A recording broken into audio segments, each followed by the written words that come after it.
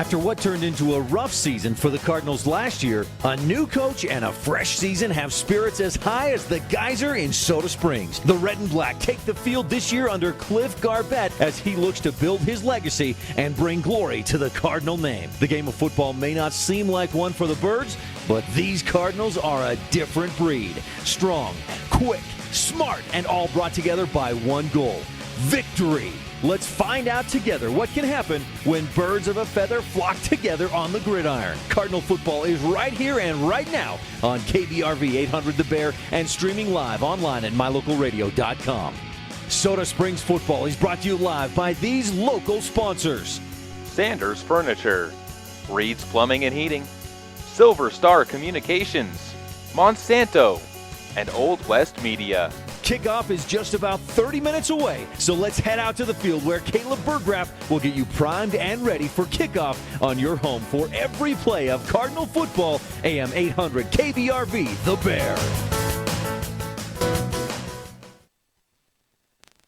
And welcome out to the home of the Firth Cougars. Caleb Burgraff here alongside Ethan Parker, who is one of the managers for the Soda Springs football team. And it's a beautiful day for football as we are set for the Cardinals' second game of the year, taking on the Firth Cougars, and it should be a great game. We got plenty coming up for you on the pregame show, including interviews with the Grace and North Gem coaches, as well as a look at both the coaches involved in today's game, including Cliff Garbett, the head coach of the Cardinals, and Keith Drake, the head coach of the Firth Cougars. All that's coming your way on the pregame show here live from Firth on mylocalradio.com, where you can watch live video streaming and on the air at KBRV 800 The Bear. Here's a look at your Lalaton's food specials for September 3rd through the 9th. We start off with country-style ribs, $1.79 a pound for pork bone-in. They also have their $10 bags, mix or match select produce items. And if you're looking for an easy way to cool down this summer, they have 29 cents a pound for seedless watermelons from Green River, or 49 cents a pound for cantaloupe and honeydew. That's your Lalaton's food specials for the week of September 3rd through the 9th in Soda Springs. Hi, this is John Ondrasik of Five for Fighting, here for RAD, the entertainment industry's voice for road safety. You know, style is a personal thing, and your lifestyle is your business. But if you take it on the road, it becomes everybody's business. So please, plan ahead, designate before you celebrate. Friends, don't let friends drive drunk. A public service announcement brought to you by RAD, the National Association of Broadcasters, and the Ad Council. Would your business survive a disaster? Nearly 2/3 of businesses aren't prepared for an emergency, and 40% of businesses that experience a disaster never recover. Make an emergency plan now, before it's too late. For a free online tool that helps you develop an emergency plan to keep your business up and running should disaster strike, visit ready.gov/business. Brought to you by the Federal Emergency Management Agency, the American Red Cross, and the Ad Council. How'd I do? You'll get better. Tim can't wait to be a real driver. But for now, he's king of the online track thanks to Silver Star Communications high-speed internet. Reliable, consistent speeds give him the edge against players anywhere, even the other end of the couch. Whoa. You'll get better. Visit silverstar.com to learn more. Welcome back out to the home of the Firth Cougars. Caleb Burgraff here as the Cardinals getting set for their second game of the year after a 34-0 loss. It was a disappointing start for them against West Jefferson. The other team that had a disappointing start was the Grace Grizzlies as they lost 34-20 to their rivals in North Gem in the first game of the year for the Grizzlies. This week, the Grizzlies are going to be taking on Rockland at home in a late game that is starting in just about 26 minutes back over in Caribou County. Let's take a listen to what the head coach of the Grizzlies, Brandon Sanchez, had to say in an interview with him earlier this week.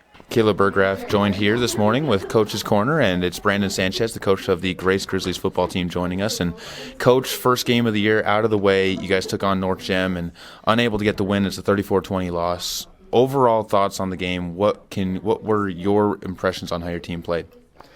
You know, overall, the team, you know, we played decent. We've got some areas that we definitely have to work on. You know, we had some times where we were coming back. I mean, it seems like we were on our way back, and then something would happen. And then we'd get the momentum again, it'd swing a little bit, and then something else would happen. So we just shot ourselves in the foot numerous times. And so it was just hard to recover. They got up early. I mean, they got up by 3 touchdowns on us early, and we just had to battle back from there. And it's hard to do. So, we had some good play out of our defensive ends. They played well. Our safety, he was our leading tackler, which is a good thing and a bad thing. I mean, he came up and stuck the guys, but your safety really shouldn't be your leading tackler. It should be one of your linebackers. So anyway, there were some bright spots there, but there's definitely a lot that we have to work on. So that's what we'll do this week. When you look at a game like that, after giving up those 3 touchdowns, you're able to settle it down and only give up 2 more the rest of the game. So defensively, you have to look at it, especially in 8-man, where scores can get out of hand really quick. You have to look at it as a little bit of a victory there in the back half. We do. We threw some different fronts at them. We threw a 3-man front and a 4-man front. The 4-man seemed to be more effective against them. We put some bigger guys in there. But once they bounced that speed to the outside, that was tough for us to recover from. But we played around and tried to make the adjustments the best we could, and it worked for the most part. Yeah, we held them to 2 more scores, but obviously wasn't enough. We needed a few more scores ourselves, and probably 1 or 2 on defense. So we made the adjustments, and I think we'll be all right coming out of this game. Mentally, I'm hoping the kids step up and play the next game tougher than they did this one, and we'll just do what we got to do come Friday against Rockland. Caleb Berggraf again joined with Brandon Sanchez, the coach of the Grace Grizzlies. And Coach, looking at practice this week now, what are some of the big things that you want to work on this week in practice? Obviously, there's going to be adding some extra plays and stuff that you can still work on and build up on the season, but what are the main things that you really want to focus on and work on this week? My base play is an option play, and it just has not worked yet, and so we really have to focus on getting the option to work. There's some basic like ISO plays and stuff on the inside that really is our bread and butter plays that just didn't seem to work, because of the front they sent at us. And so we're definitely going to work offensively on those type of things. And there's some personnel that we believe that we can change around and make them more effective. And so I think those are the 2 things that we're going to look at, just perfecting some of those plays that we really should be running well no matter what. And then on defensively, we're just going to look at switching some guys around and see if they can make more of an impact at different positions. Final thing for you, Coach, and that's after this first week loss. Does that work as a wake-up call? Are you hoping that works as a wake-up call for your kids? Did you see any reaction from them in film study this morning? Yeah, it should be a big wake-up call to them. Maybe we overlooked North Gem. They're tough. They're a tough team. But like I told the coaches, I'd rather have this wake-up call first game as opposed to a game late in October or in November. So film study was pretty quiet. We did have some participation on kids that could see the things they did wrong, and so that was good. They're recognizing what they're doing wrong instead of us coaches always pointing it out. And all of them were asking whether they could watch the rest of the game film and the film that we have on Rockland online, which they'll be able to. And so, they're eager to see what they did wrong and what they did well. And so that's a good thing. I thought that was a positive thing coming out of film study this morning. Coach Sanchez, thank you again for taking the time, and good luck this week against Rockland. Okay, thank you. That was Coach Brandon Sanchez of the Grace Grizzlies, as they're again taking on Rockland tonight in what should be a good game for them, a good test for them to see how good they can turn around their season and try and get that first win of the year, and a good win for the first win for Brandon Sanchez. We have an interview coming up with the new coach we have Bridger Jensen joining us, one of the players for the North Gem Cowboys, coming up on the other side of this break on KBRV 800 The Bear, with live video streaming online at mylocalradio.com.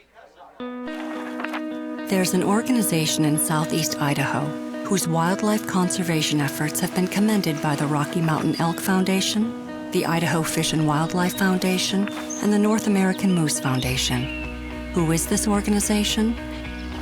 It's Monsanto. While Monsanto is honored by the recognition they receive, their ongoing dedication to the environment is its own reward for all of us. Monsanto. Imagine. Hi, this is Terry Crews, actor, former football player, and father of 5. I'm also an expert on drama. There's the good kind that comes with having a house full of kids, and there's silly drama like the drama around my percolating pectorals. And then there's the drama you can skip. Skip the drama that comes with not having your high school diploma or equivalency. Find free adult education classes near you and finish your diploma. Visit finishyourdiploma.org. That's finishyourdiploma.org. And leave the drama to actors like me. Brought to you by the Dollar General Literacy Foundation and the Ed Council. There has never been a better time to convert to natural gas. Even in the summer months, natural gas is worth asking for. Rage Plumbing and Heating in Soda Springs will replace your furnace that caused you problems this winter with a new natural gas furnace, or even install a natural gas water heater to keep your water hot. Plus, Reed's can add a water softener to your home. And if you want to cool things down, Reed's Plumbing and Heating will install an energy-efficient Lennox air conditioner. All at Reed's Plumbing and Heating, 180 South 3rd Street, Soda Springs.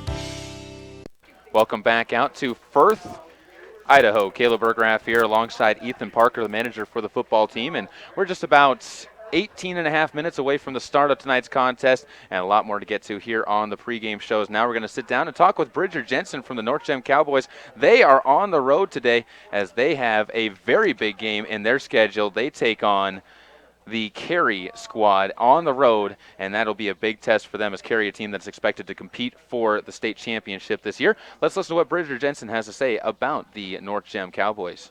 Caleb Berggraf here, joined with Bridger Jensen, one of the members of the North Gem football team. And Bridger, you guys are just coming off a huge win for the program, beating Grace. It's been 4 years since you were able to beat them. Talk a little bit about that win and what it felt like in order to beat them and beat them by 2 scores. It felt good. We were all excited. We all kind of expected to win. We felt good all week, and we practiced hard all week, and it was just icing on cake to beat Grace. What does it mean to start the season off with a win, not even just against Grace, but just get that first victory under your belt? It gives the team a little bit of confidence. We have quite a few young guys, so we're just get something to get us moving on to the next week and give us something to look for and have that feeling in our recent memory to win. Who are some of the kids that really stepped up in that game, offensively and defensively? We had Dylan Lowe, obviously. He scored 2 touchdowns, and he stepped up real good. And then we had one kid that was only able to play a quarter, Hunter Delbridge. He played real good at linebacker. And then we had some young guys make plays here and there when we had, like, varsity guys needed rest or something, but the team, we played good. Was there a kid that you really knew, or was there a time, I guess the better way to say it, that you really knew the game was yours and you were going to walk away with it, or was it kind of close all the way through? Really, I wasn't thinking too much about it. Towards the end, like, I went out the last couple plays, and I saw the scoreboard start ticking down. I knew we were going to get it that last drive. But really, I just played the game. Caleb Berggraf with Bridger, one of the members of the North Gem football team. And looking ahead, you guys have a tough matchup this week. What are you guys going to have to do in order not just to settle with the win against Grace, but also build on that? We're going to really have to focus, and we're confident, but we can't be overconfident. We know Cary's real good, and they beat us the last couple of years, and we gotta beat them. With a new coach and Coach Strong, what's the transition been like for you guys, and how has the program been building up? We really took well to it, I think. We haven't changed a lot, but we've changed enough to where we're winning again, and it just feels good.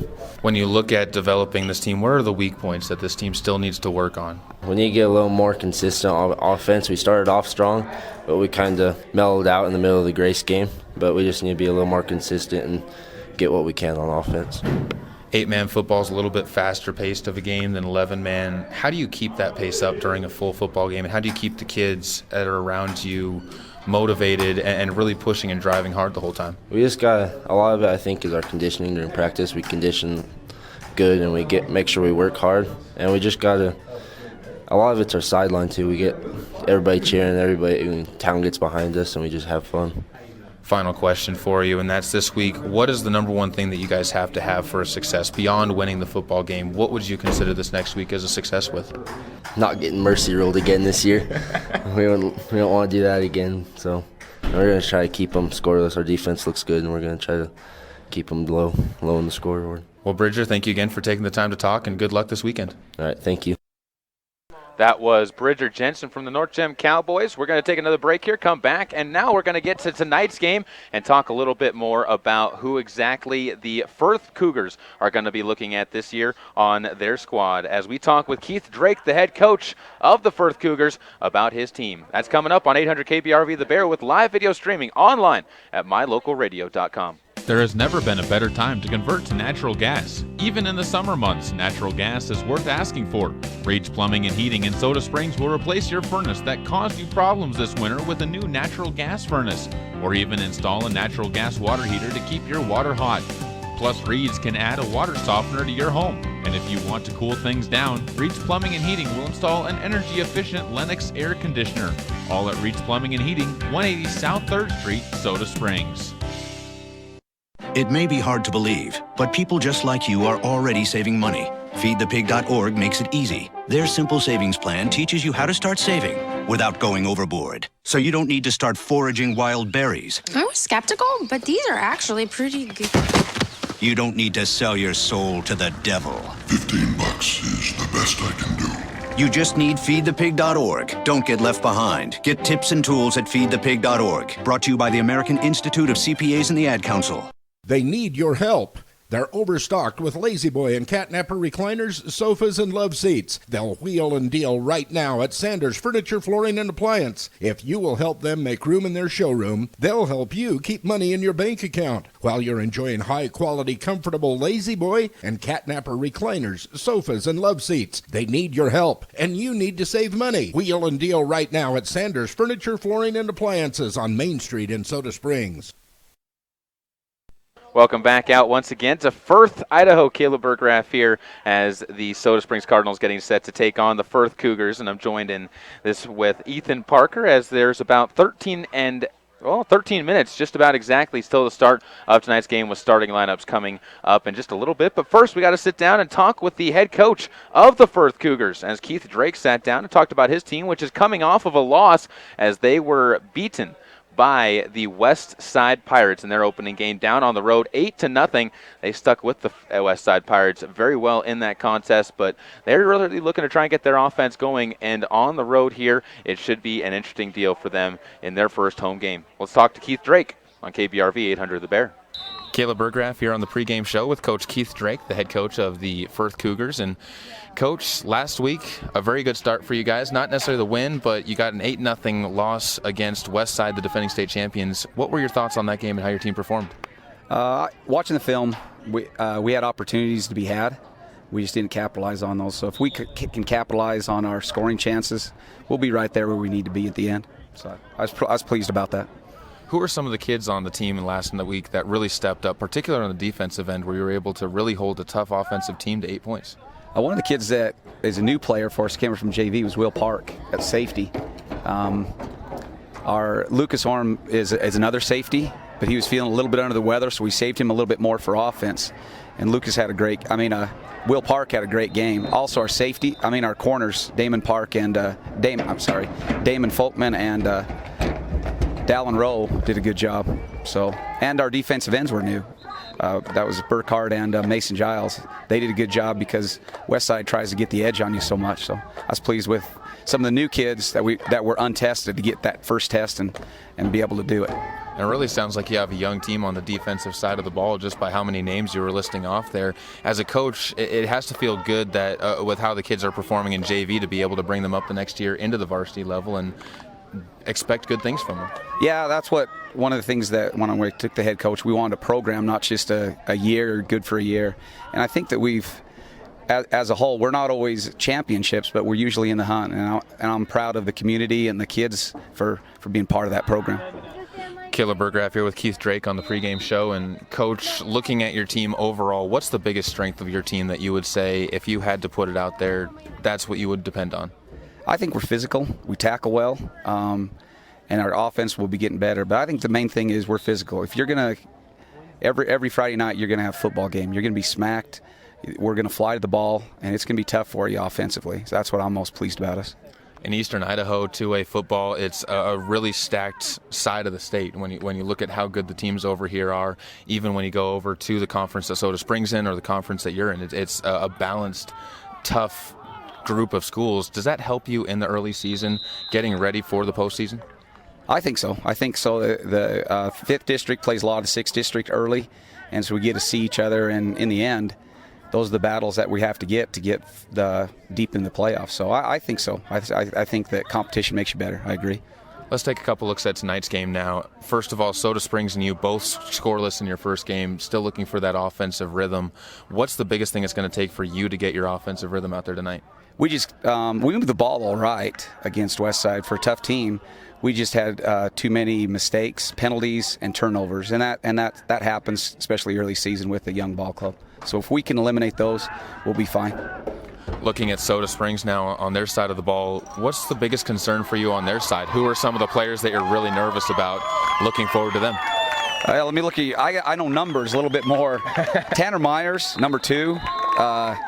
He looked like one of the better athletes that I've seen when I was watching film. The quarterback does a good job. And then number 11 was that's the quarterback, was number 11, which was Devin Adams. He looked like he could give us some fits. He can throw the ball, he can run. And West J did a good job of corralling him. But I know that he's going to be an athlete, and he can break out and score on you anytime. Coach Drake, thank you so much for taking the time to sit down and talk, and good luck in tonight's game. Okay, thank you. That was Coach Keith Drake from the Firth Cougars, as the Soda Springs Cardinals getting to take on the Cougars here on this beautiful first Friday in September. We're about 8.5 minutes away from the starting lineups and the opening kick. We'll take another break and come back and talk with Coach Cliff Garbett of the Soda Springs Cardinals about what his team needs to do to bounce back from a 34-0 loss last week to the West Jefferson Panthers. Coming up on KBRV 800 The Bear with live streaming video online at mylocalradio.com. They need your help. They're overstocked with Lazy Boy and Catnapper recliners, sofas, and love seats. They'll wheel and deal right now at Sanders Furniture, Flooring, and Appliance. If you will help them make room in their showroom, they'll help you keep money in your bank account while you're enjoying high-quality, comfortable Lazy Boy and Catnapper recliners, sofas, and love seats. They need your help, and you need to save money. Wheel and deal right now at Sanders Furniture, Flooring, and Appliances on Main Street in Soda Springs. It's so pretty here. Katie's away at college, There's the library. but she can still be close to her mom back home. Travis is working on a big report. High-speed internet puts a world of information at his fingertips. Silver Star Communications provides connections that help students learn and keep families close, even when they're miles apart. Get your family in touch and informed with high-speed internet from Silver Star Communications. Call today or visit silverstar.com. Welcome back out to Firth. Wyoming, Idaho. We're in Idaho. I have to remind myself every once in a while. You're listening to KBRV 800 The Bear, as well as on mylocalradio.com. And we're about 7 minutes away from the start of tonight's game, and it's time for us to sit down and talk with the home coach for the Soda Springs Cardinals, as Cliff Garbett decided to sit down and talk with us earlier this week about what his team needs to do to bounce back from the loss to West Jefferson and the Panthers from last week when they were dominated in their home opener 34-0. We'll see what the turnaround is going to require as he joins us right now on the Bear. Caleb Bergraff joined with Cliff Garbett, the head coach of the Soda Springs Cardinals. And Coach, first things first, thanks again for taking the time to talk with us this week. Hey, thanks for having me. Now, last week, not necessarily the best start for a first-time head coach in his first game, but a lot of learning things that came from that game against West Jefferson, and a lot of good starts that just weren't finished off in that game. Yeah, I felt like our kids, for the most part, played hard.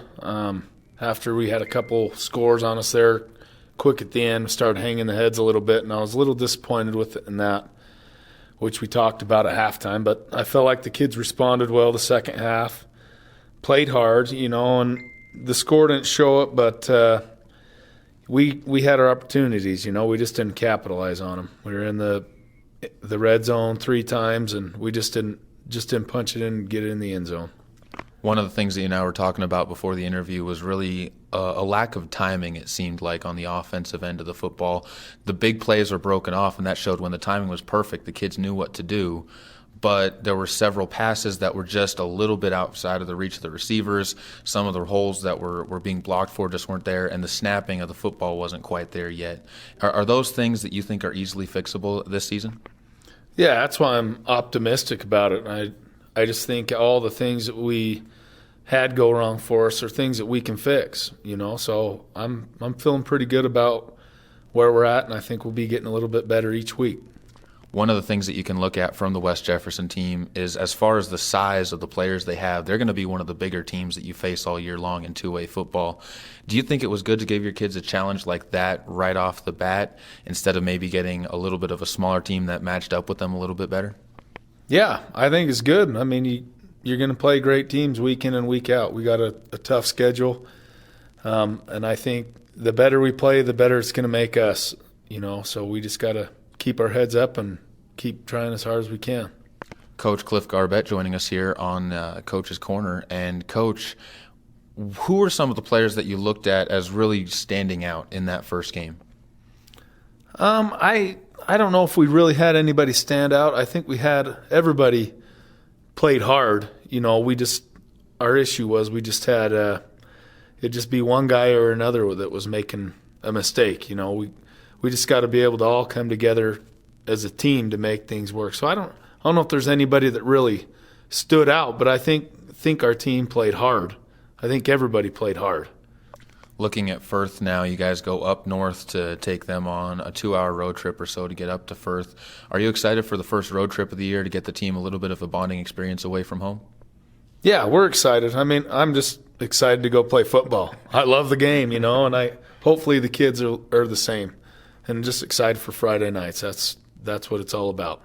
When you look at Firth, you've had a chance to look at them on film. Another tough team, another team that's had a lot of success in the last few years, especially in the football field spectrum of things. What is your biggest concern with Firth, and what have you seen from film? They're just a hustling team. They play hard and physical, and that's what I'm asking from our guys. It doesn't matter who we play. We just got to do our assignments, our alignments, and play to the best of our ability. And if we're doing that, we're going to be just fine. When you look at the first road game of the year, what's different for you as a coach and for the players when it comes to playing on the road compared to playing at home? Just a little more crowd noise, just gets a little crazier on the other side. But I don't know. To me, as a player myself, it all comes down to football. You just once you get in the game, everything else just kind of gets behind you, and you just got to get to it after that. Coach, as always, thank you again for taking the time to talk. It's a pleasure to get to talk with you each week, and good luck in this week's contest against the Panthers. All right, thanks a bunch, Caleb. That's Coach Cliff Garbett. We are just about set for game time. We're going to take a quick break and come out with your starting lineups on KBRV 800 The Bear with live video streaming on mylocalradio.com. MyLocalRadio.com is Southwest Wyoming and Northeast Utah's top website and the best source for local area news, weather, sports, and community events. And that's not all. MyLocalRadio.com features thousands of photographs of Wyoming and Utah high school events, from speech and drama competitions to local events, sports and activities, and much more. Check it out today and see what MyLocalRadio.com has for you. Welcome back out once again to the home of the Firth Cougars. Caleb Berggraf here, as it is just about game time and just about time for us to take a look at what exactly the two teams are going to be bringing out there. And we're just set for kickoff, as the Cardinals will be kicking off to the Firth Panthers to open up tonight's contest. Thanks again for joining myself as well as Ethan Parker on KBRV 800 The Bear. And we'll get to a little bit better look at what these two teams are going to be bringing as soon as the opening kickoff is sent away. And to kick the ball off, Devin Adams is going to send a line drive down the far side of the field from right to left. It's going to be picked up in the backfield by Clay Elkington, brought forward past the 30, past the 40, and tripped up by his shoelaces at the 45-yard line. Looking to see who made the tackle on that one, and it was Christopher Lloyd, a senior for the Cardinals. Hi everyone, this is Ethan Parker, the football manager for the high school team. And Ethan, what did you think of that opening kickoff return? It was incredible. Yeah. Good return there for the Panthers. We'll take a look at their starting lineup after the opening play here of the drive, as they come out in a bunched formation with one wide receiver split out to the near side. Into motion goes one. They're going to hand this off up the middle to Elkington. He's tackled and tripped up after a gain of about 3 yards for his first rush. Elkington, the starting running back for this squad from the Panthers. Will Park will be out there as well. Mason Giles, Lucas Oram, Brody Kate, Connor Burkhart, Dallin Rowe, followed by Damon Folkman, Dylan Hawley, Jared Anderson, Alan Scheiss, and Hunter Reary are the 11 offensive starters for the Firth Panthers. We'll get to the Cardinals on the other side of this break now in the shotgun with two wide receivers spread on the near side. Looking to pass. No, it's a play fake by Brody Kate. He hands that one off up the middle, and looking for about a gain of a yard is, I believe, once again, number 2, Elkington. So 4 yards on the first 2 plays for the Firth Panthers. 3rd and 4 coming up, and it is going to be a big down here for the Cardinals to try and get a 1 and out just about a minute into this first quarter of action. Cardinals in their second game of the year after losing the first matchup of the year to West Jefferson in a 34-0 game. Now out once again in the shotgun is going to be the Cougars. Dropping back to pass is Kate. He'll flip one over on a screen pass that can't be handled by Connor Burkhart, the tight end. He was flipping out to the near side, and it is going to bring it to 4th down after that incompletion to start out the passing attempts by Kate. We'll see if the Cougars decide to go for it here as they're looking back, and it does look like they're going to go for it on 4th down and 6. Working from left to right on your radio dial against the Cardinals. And speaking of the Cardinals, starting lineups for the Cardinals brought to you by Bear Lake Memorial Hospital in Montpelier, the most caring hospital on earth. And we'll get to those starting lineups after this next snap as the Cougars come out again in a bunch tight end bunch formation, trips to the near side, working from left to right, snap to under shotgun to Kate. He's going to pitch this one out to the near side where Orm is going to run forward, reaches the ball out, and it looks like he's going to be very close to a first down. They might have to measure this one. It's a gain of about 6 yards on the play for Orm. Or excuse me, is that Giles? It is Orm wearing the number 9. And again, 6 yards, but they are going to bring the chains out for this one. While they're bringing the chains out, we're going to take a look at the starting lineup. Excuse me, no, they are not going to bring the chains out. They are just going to say Soda gets the stop, and the Cardinals will take over on downs. A big defensive stop on 4th down there. Starting lineups for the Cardinals, as I mentioned on the offensive end, it's going to be number 1, Morgan Steele. Number 2, Tanner Myers had a big game last week for the Cardinals as he was the number 1 gainer for them, rushing 7 times for 45 yards. After that, Jake Morrison wears the number 7. The number 9 is Andrew Stewart. Number 10 is Ridge Thompson. Devin Adams will be the quarterback for the Cardinals. Kobe Allen, Riley Harris, Branson Steiner, Hunter Bybee, and Matthew Smith make up the offensive line. And now, after a moment, the Firth Cougars call for the chains to come out, and we're going to have them measured. 10:27 in the first quarter to go here, and after the measurement, it is short by about 2 chain lengths, it looked like there. And Ethan, a good start there for the Cardinals in this first quarter.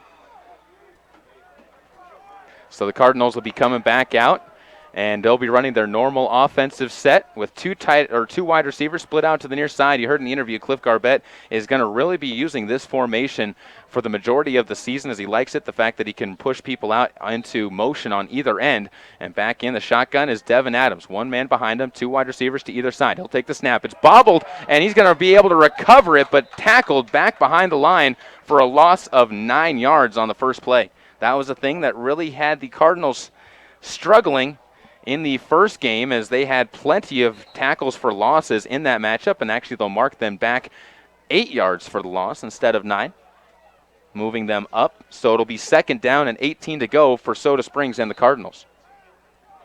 They'll come back up, and back in those 2 split tight end or 2 split wide out formation. Anderson takes the snap. Adams takes the snap, passes one out. It's going to be completed for a gain of 9 yards over the middle, pulling that one in, Morgan Steele. So Steele gets his first reception of the game, and a good start for Adams passing the ball after the botched snap gets the Cardinals back to within at least the 1st and 10 markers, and it's going to be 3rd down and 9 coming up from the 45-yard line of the Cardinals. They'll jog up to the line once again, 2 wide receivers split out to each side. Adams puts a man into motion. That's Steele, and he'll take the snap, but the play is going to be blown dead before anything can happen, and it looks like it'll be offsides against the Cardinals. And that is exactly the call, so Cardinals get their first penalty of the game, as the Cardinals wearing their gray uniforms for the road unis. Black numbers, red trim around those numbers with black piping down the side. On the other side for Firth and the Panthers, black uniforms, all black with blue and white numbers. Blue on the inside, white on the outside, and blue helmets up on top. Cardinals working from right to left here in the early going, trying to make a big play here, down with 3rd and 14 to go.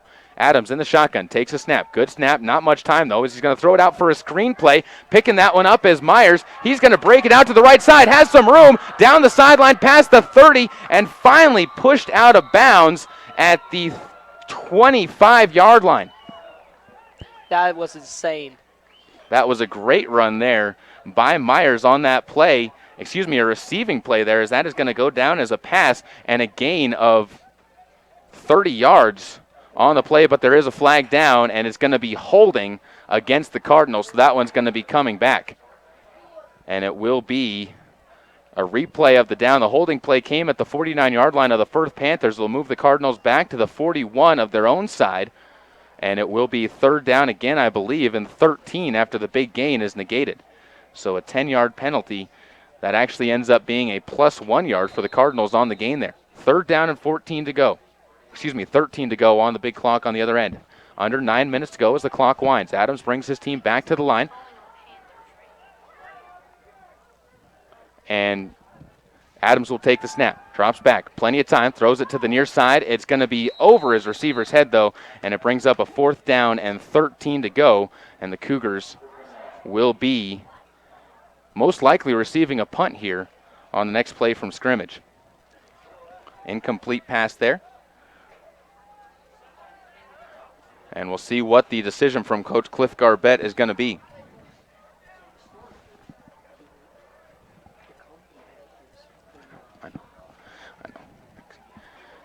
The Cardinals come up to this line of scrimmage. It will be a punt. Back to receive this punt is going to be Clay Elkington, the senior running back. And the snap is good. Line drive kick wobbling over to the right side of the field, and it's going to kick out of bounds at the 32-yard line. And the officials are going to mark it out officially. We'll see where the spot actually is called. And they'll say the 37-yard line is where it actually crossed the out-of-bounds line. And the Cardinals defense will take back over on the field. Thanks again for joining us here on KBRV 800 The Bear. The Firth Cougars taking on the Soda Springs Cardinals in the second game of the season. Both teams 0-1 on the year. Cardinals losing 34-0 in their first game. Cougars losing 8-0 to the Westside Pirates in their first game. Cougars come out, 2 wide receivers split out to the near side. Back in the shotgun is going to be Brady Kate. He's going to hand this one off up the middle, and bounced out to the near side is going to be Clay Elkington after a gain of 3 yards, as he has rushed 3 times for 7 yards now in the game. Brings up second down and about 7 to go from the 40-yard line of the Cougars. And the Cardinals defense, a good job there limiting the offense. This is exactly what they need to do, avoid the big plays. That's really where the Panthers last week were able to do their damage against the Cardinals. And the Cougars will again come up to the line of scrimmage. Under center is going to be Kate, 2 wide receivers near side. Takes the snap once again. Up the gut is going to be Elkington. Spins his way off a tackle at about the 47-yard line and rolls his way out to the 50, and the ball will be placed at the Cardinal side of the 50-yard line after a gain of 10 yards. Great run there by Elkington, just going straight up the gut.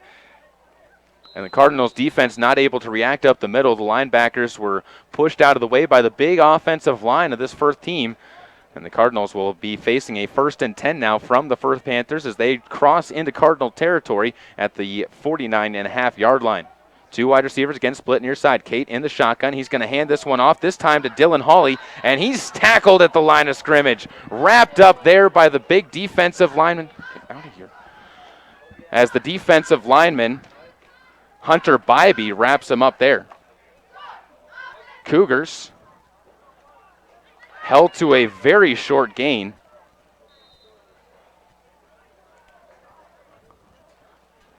And Bybee, his first carry of the game, goes for basically about a half yard. Cardinals will be defensively facing a 2nd down and 9.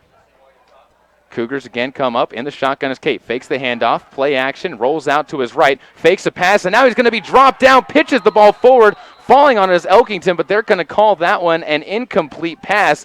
Just getting the ball off was Kate. Lucky there that one didn't go for a turnover, though, because the Cardinals had a man there after Hawley really could not quite really handle that pitch to him. So it goes for an incomplete pass. And the Cougars will come up with 3rd down and about 9.5 yards to go at their own the Cardinals' 49-yard line. Under center is going to be Kate. Takes the snap. He'll fake the handoff again. Draws back. Free man Adams gets pressure on him, and down goes Kate. A 2-yard loss as a massive Cardinals come up tackling and taking down the Cougars quarterback. 2 men on the tackle, Branson Steiner and Hunter Bybee. The men in place, and it brings up a 4th down and 13 to go after a massive push by the defense by the Cardinals.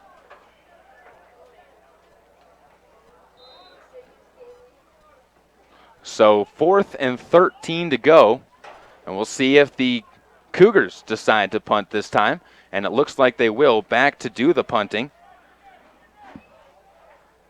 as I believe, there's no number, but I believe it is a quick, high arcing punt. It's going to bounce on the near sideline. Cardinals are just going to let this one die down, and touching it to make the ball dead is Damon Folkman on the near sideline. Cardinals will take over at the 17-yard line with a fresh set of downs. Still nothing. 5 minutes, 55 seconds to go. 1st and 10 for the Cardinals. Their second offensive set. Their first offensive set saw some success as they were able to push the ball forward. Just were not able to really get any consistency, with a couple penalties hurting them. They had a big play called back on a holding penalty on a 3rd down and 9 as Myers busted out a 30-yard run, but it was for naught. Now we'll see if the Cardinals can do something here. 2 wide receivers to each side. Adams in the shotgun, 1 man behind him. He'll fake the handoff. Adams under pressure right away, though he's drugged down from behind. That time with the tackle is Connor Burkhart.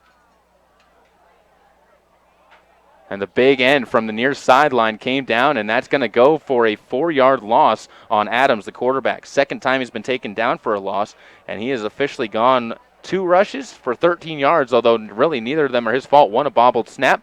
That was not necessarily the best snap on the first of the game, and this one a tackle after a wide-open blitz came from the near sideline in Connor Burkhart. Cardinals facing now a 2nd down and 14 to go. Adams in the shotgun. He'll put a man into motion. Takes a snap, drops back, looks things over, flips one out to the right side. Catching that one is, I believe, Myers. Spins and struggles, but he's going to be taken down for another loss as several Cougars were on that side of the field. And it's going to go for a loss of 3. So Myers does receive the pass, but it goes for a loss of 3. And the Cardinals will have a big 3rd down coming. 3rd down and 16 officially on the scoreboard at the east end of the field. Adams sends a man into motion once again, this time right to left. He'll drop back, plenty of time, throws a pass over the middle, batted down at the 21-yard line. Unable to pull that one in is Morgan Steele. It drops down harmlessly, and the Cardinals will once again be forced to punt back over to the Cougars of Firth. Still no score here, and the ball back near the 10-yard line at the 13-yard line of the Cardinals. I'll come back up to the line of scrimmage. Back to receive is again going to be Clay Elkington. Standing at about the 50-yard line. Good protection. No, the punt's going to be blocked. It rolls forward and being wrapped up at the 20-yard line and falling forward for a couple-yard gain is going to be, as I look for the number there, Colton Clemens, the junior, who was playing a winger on that play. And right spot, right time as the punt was blocked. Cardinals defense in a very tough position, shadow of their own goalposts. And inside the red zone, the Firth Cougars will be taking over 1st down and 10 from the 18-yard line. It's going to be Kate to snap as he directs some traffic with his offensive members. 1 wide receiver split to the near side. He goes into motion. That's Giles. And it's going to be a reverse back to the near side. Trying to run this one is Lucas Orm, wrapped up at the 15. Taken down on that play by Ridge Thompson, the junior, as the linebacker came up and was able to make a good play, keeping that one to a gain of about 3 yards.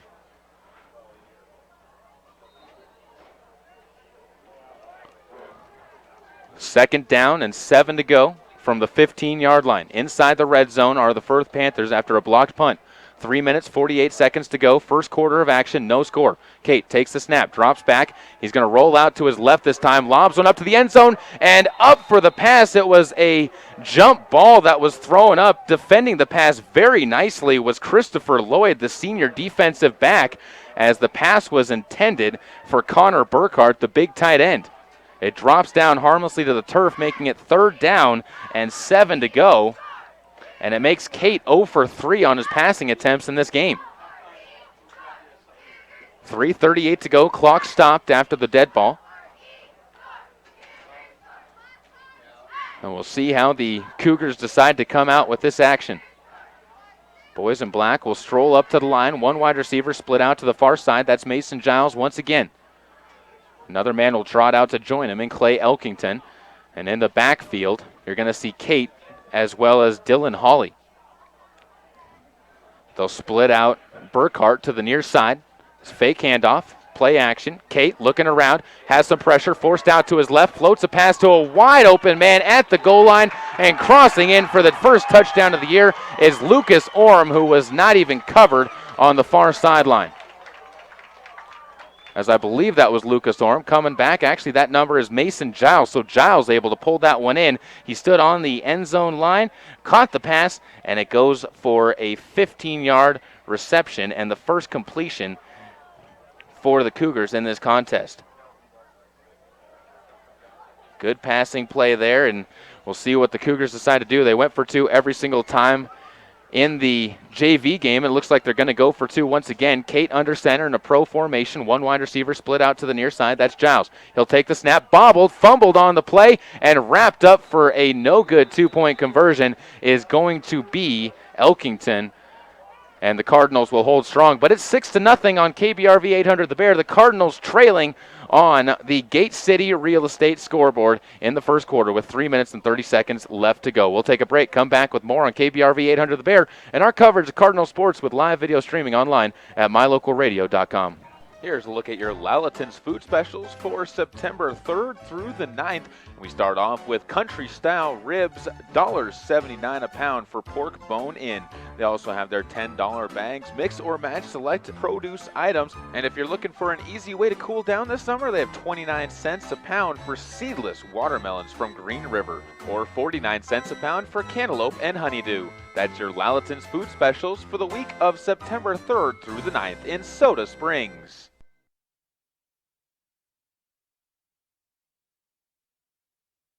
Welcome back out once again to Firth, Idaho. Caleb Burgraff here as the Firth Cougars. I'm still making that mistake. I apologize to anyone listening in that is a Cougar fan, as the Cougars take themselves a 6-0 lead on a pass from Kate to his wide receiver Giles, and the Cardinals find themselves down after about 9 minutes of play, 6-0.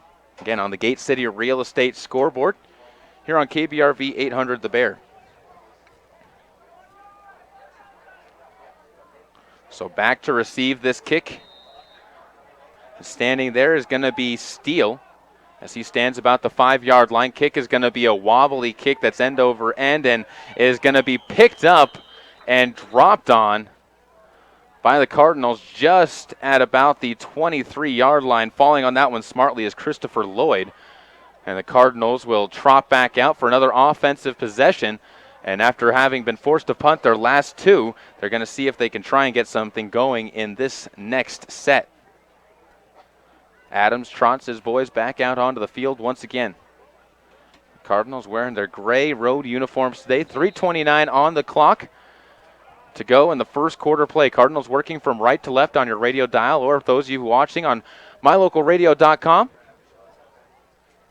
On your video screen, man goes into motion left to right across the field to the far side. Handoff goes into the backfield and tripped up quickly is going to be Myers, who's dropped for a loss of 4. And the Cardinals' offensive line really not doing much for them to this point in time. That is the first rush of the game for Myers. First official rush, I should say. And it will be 2nd down and 14 from the 20-yard line. Adams again trots his boys up to the line, standing 5 yards behind his center. Puts a man into motion once again. Takes the snap. He'll roll this one out to the right side. Quickly under pressure. Throws this one out on a lob pass that was intended for Ridge Thompson. Drops short. And again, Adams just no time in the pocket to throw. He's under pressure from black jerseys almost instantaneously as the Cougars are doing a phenomenal job at getting men into the backfield.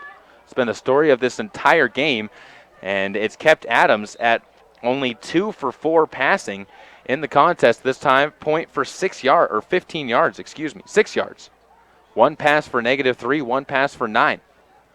They'll come back out again, 2 wide receivers split out to each side. Adams calls out the play. Good snap, has time this time, and a screen play is going to be flipped over to Myers. He rolls out to his right, has some room, but tripped up on a great diving tackle by Lucas Orm, and it keeps it to a 4-yard gain. Cardinals had some room to the right side, but Orm got a long arm onto the shoelaces of Myers and kept him from breaking that one open for a first down, and the Cardinals will be forced to punt.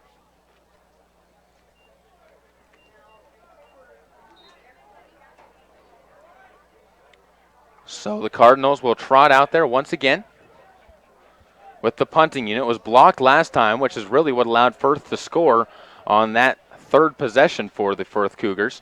And a good punt this time, long kick. It'll get across the 50. It's fielded cleanly by Elkington on the run. Over to the near sideline, shakes off a couple of tackles, cuts back to his left. Nobody there but Adams to beat, and Adams is going to dive at the goal line, but it is a 55-yard punt return for Elkington, and it puts the Cougars up 12-0. That was insane. Great run there. Incredible. A great run there by the running back for the Cougars, and it gets them up 12-0, and they'll go for 2 once again if they hold true to everything that they've been doing. I can't even do that run.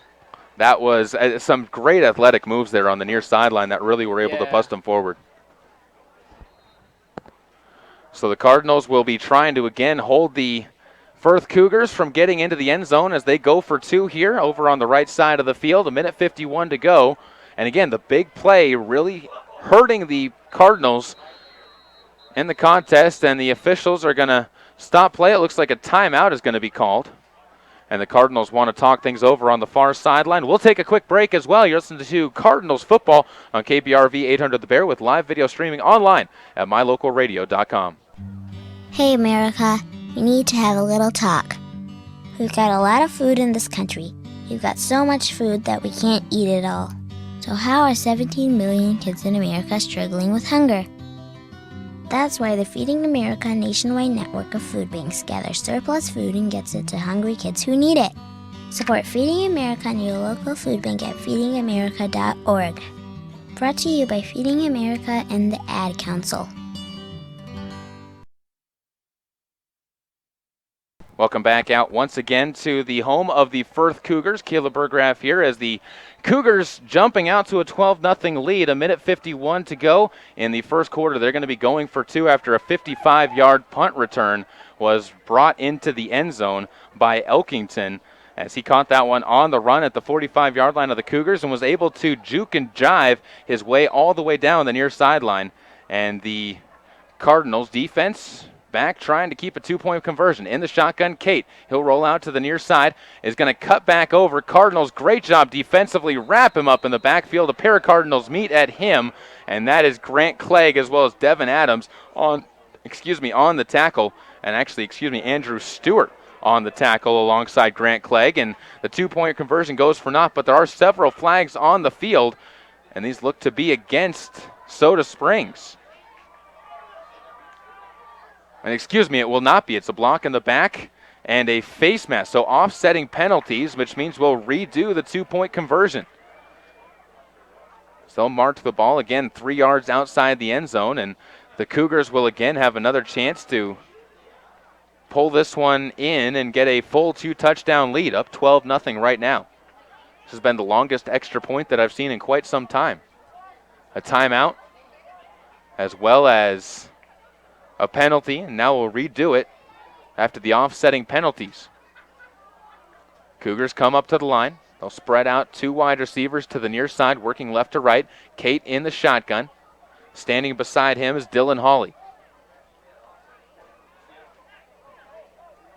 Kate looking over to the near side as coming back out on the field after being late, Dylan Madsen will trot back out, the left side guard.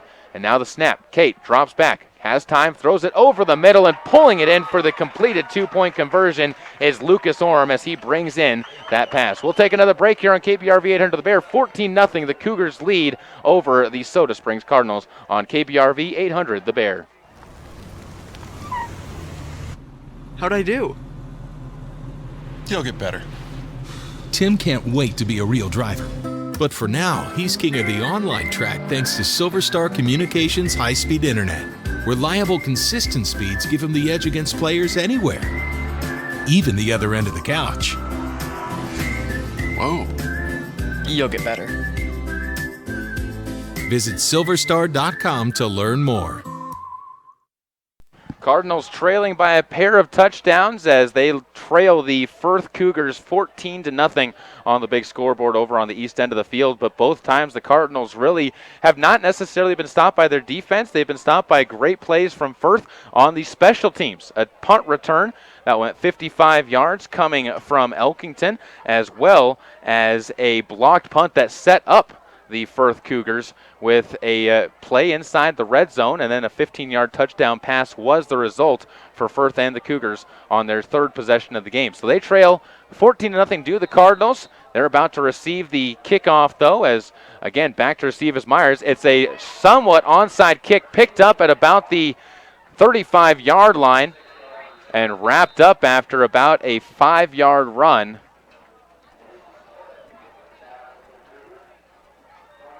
Is going to be, I missed the man who picked it up. I believe it was Andrew Stewart who was able to recover that one and push it forward. Cardinals will be taken over at their own 40-yard line.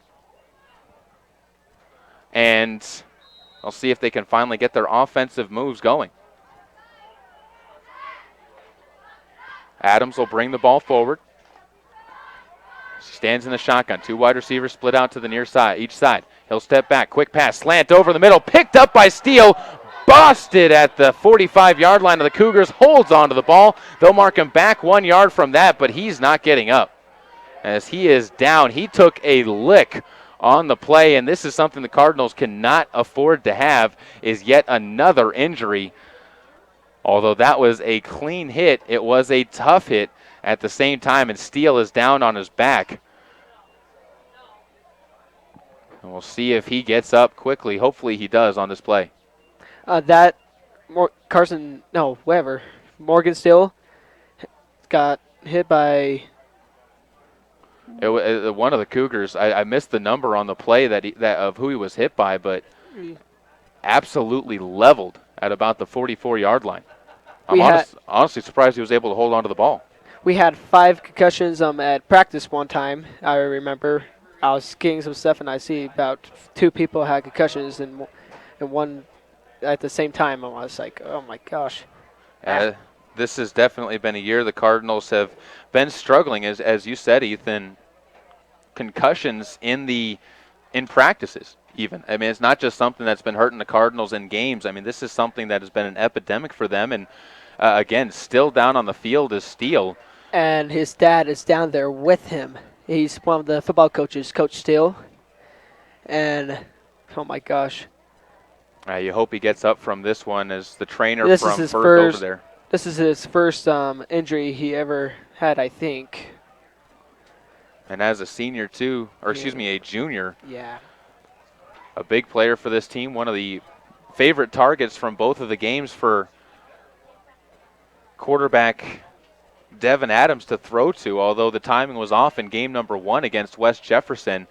It has definitely been a much better timed game in this one, but again, still down on the field is Morgan Steele. We'll take a break here, come back with more, and get you an update on what is going on with Steele out there on the field. As hopefully he can get up and continue to play in this contest, but right now it is looking like he might be out of this game and maybe out for a little while on the year, as they look like to be doing concussion tests on him on the field. We'll take a break, come back with more on KBRV 800 The Bear with live video streaming on the air at mylocalradio.com.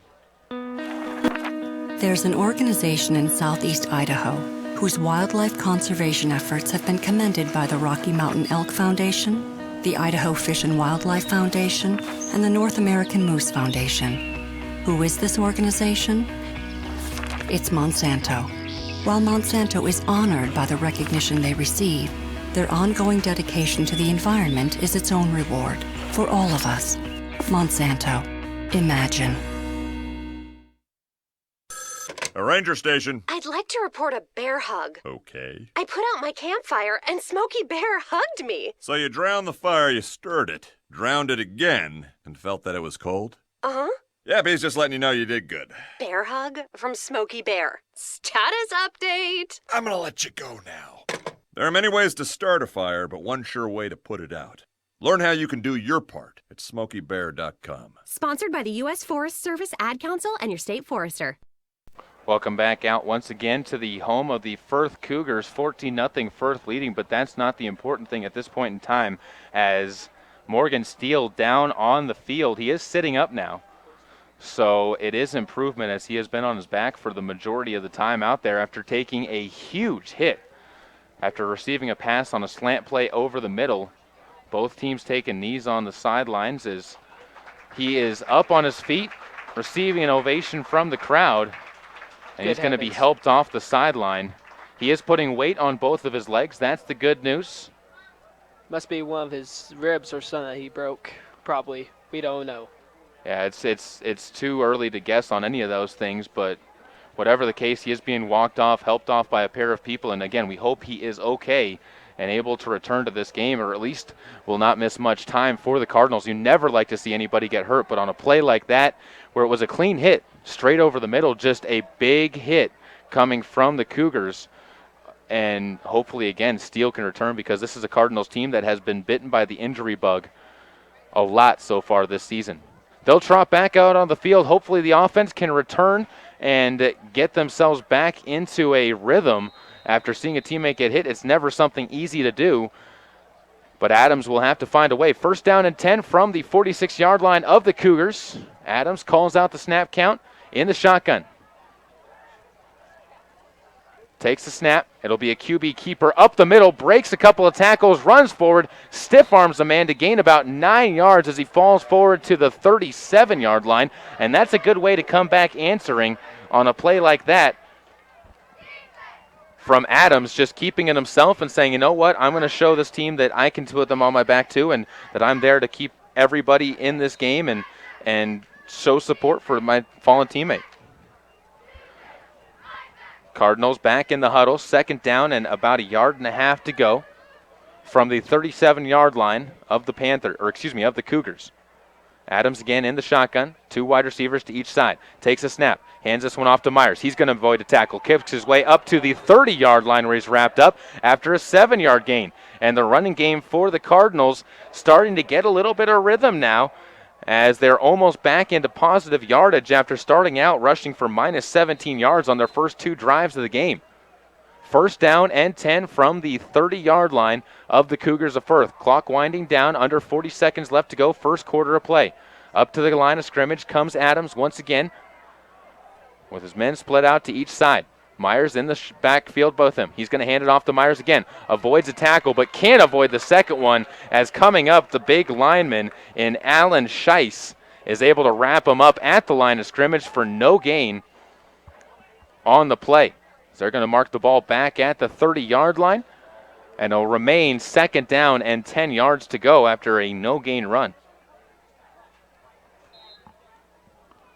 Smart play there by Myers, but just unable to get any good yardage off of it after not a lot of push from the offensive line. And that'll bring us to the end of the first quarter of play. Cardinals trailing 14-0, but they are driving with a second down and 10 coming up at the 30-yard line of the Firth Cougars. We'll be back with more on KBRV 800 The Bear with live streaming video at mylocalradio.com. Listen, as a hiring manager, I've got to tell you, the best job candidate isn't always the typical candidate. Sometimes they're a grad of life.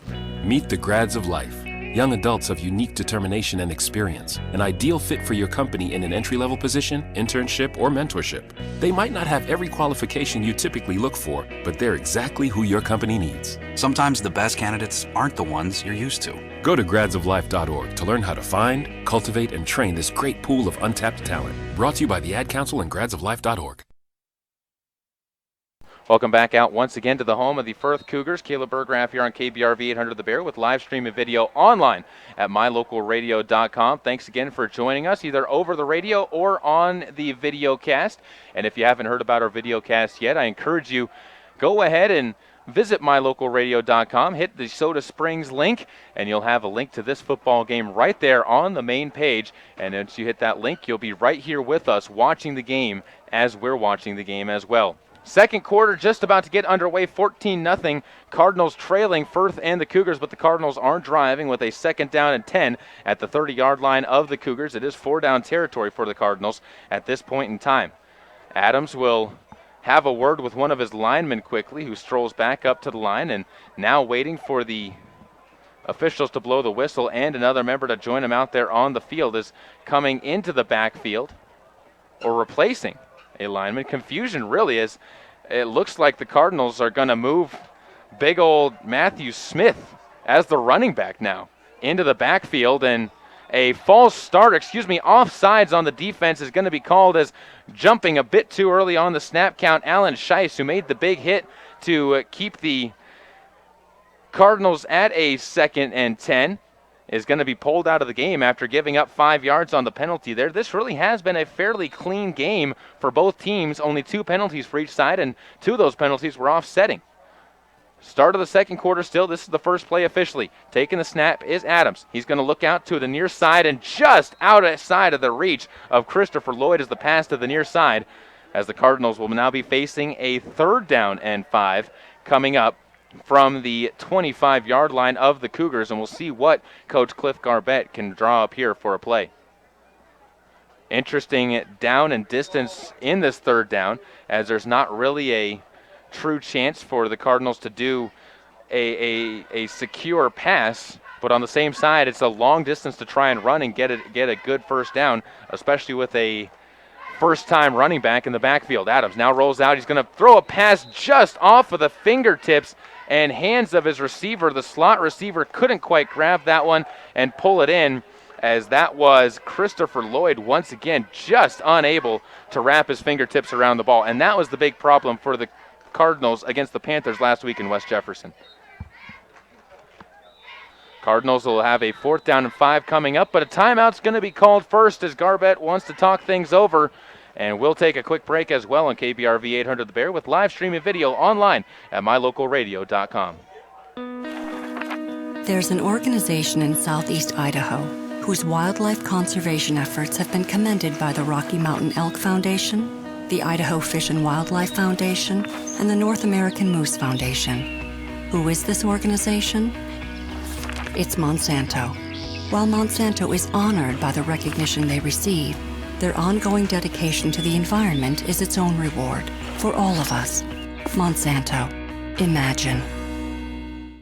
Back out here again in Firth, Idaho, Caleb Berggraf, alongside with my cameraman, Ethan Parker, one of the managers for the Soda Springs football team. And Ethan, the Cardinals, for one of the first times in this game, actually starting to drive a little bit with the football.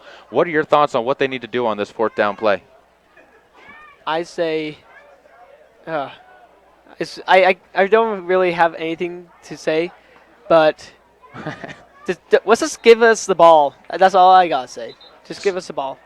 4th down and 6 coming up from the 25-yard line. Officially calling it 4th down and 5 as the ball resting just on the Cardinal side of the 25-yard line in Firth territory. Adams in the shotgun once again, sets a man into motion. That's Lloyd. He'll go across the front of the line of scrimmage, and they'll pitch the ball out to the near side, intended for Myers, but broken up on the play. Coming up and swatting it down is the big paw of Lucas Orm, and the Firth Cougars come up with a big stop on 4th down, and once again the Cardinals driving with the football, but they reach the zenith of their attack too early, and it stops at the 25-yard line. Cardinals will go back onto the defensive end of the football after the incomplete pass. Although I will say this for Adams, after last week only going 6 for 19 for 50 yards, his 4 for 7 tonight has been a very big improvement from last week's game. That's the same thing that I've been trying to say, but not so much.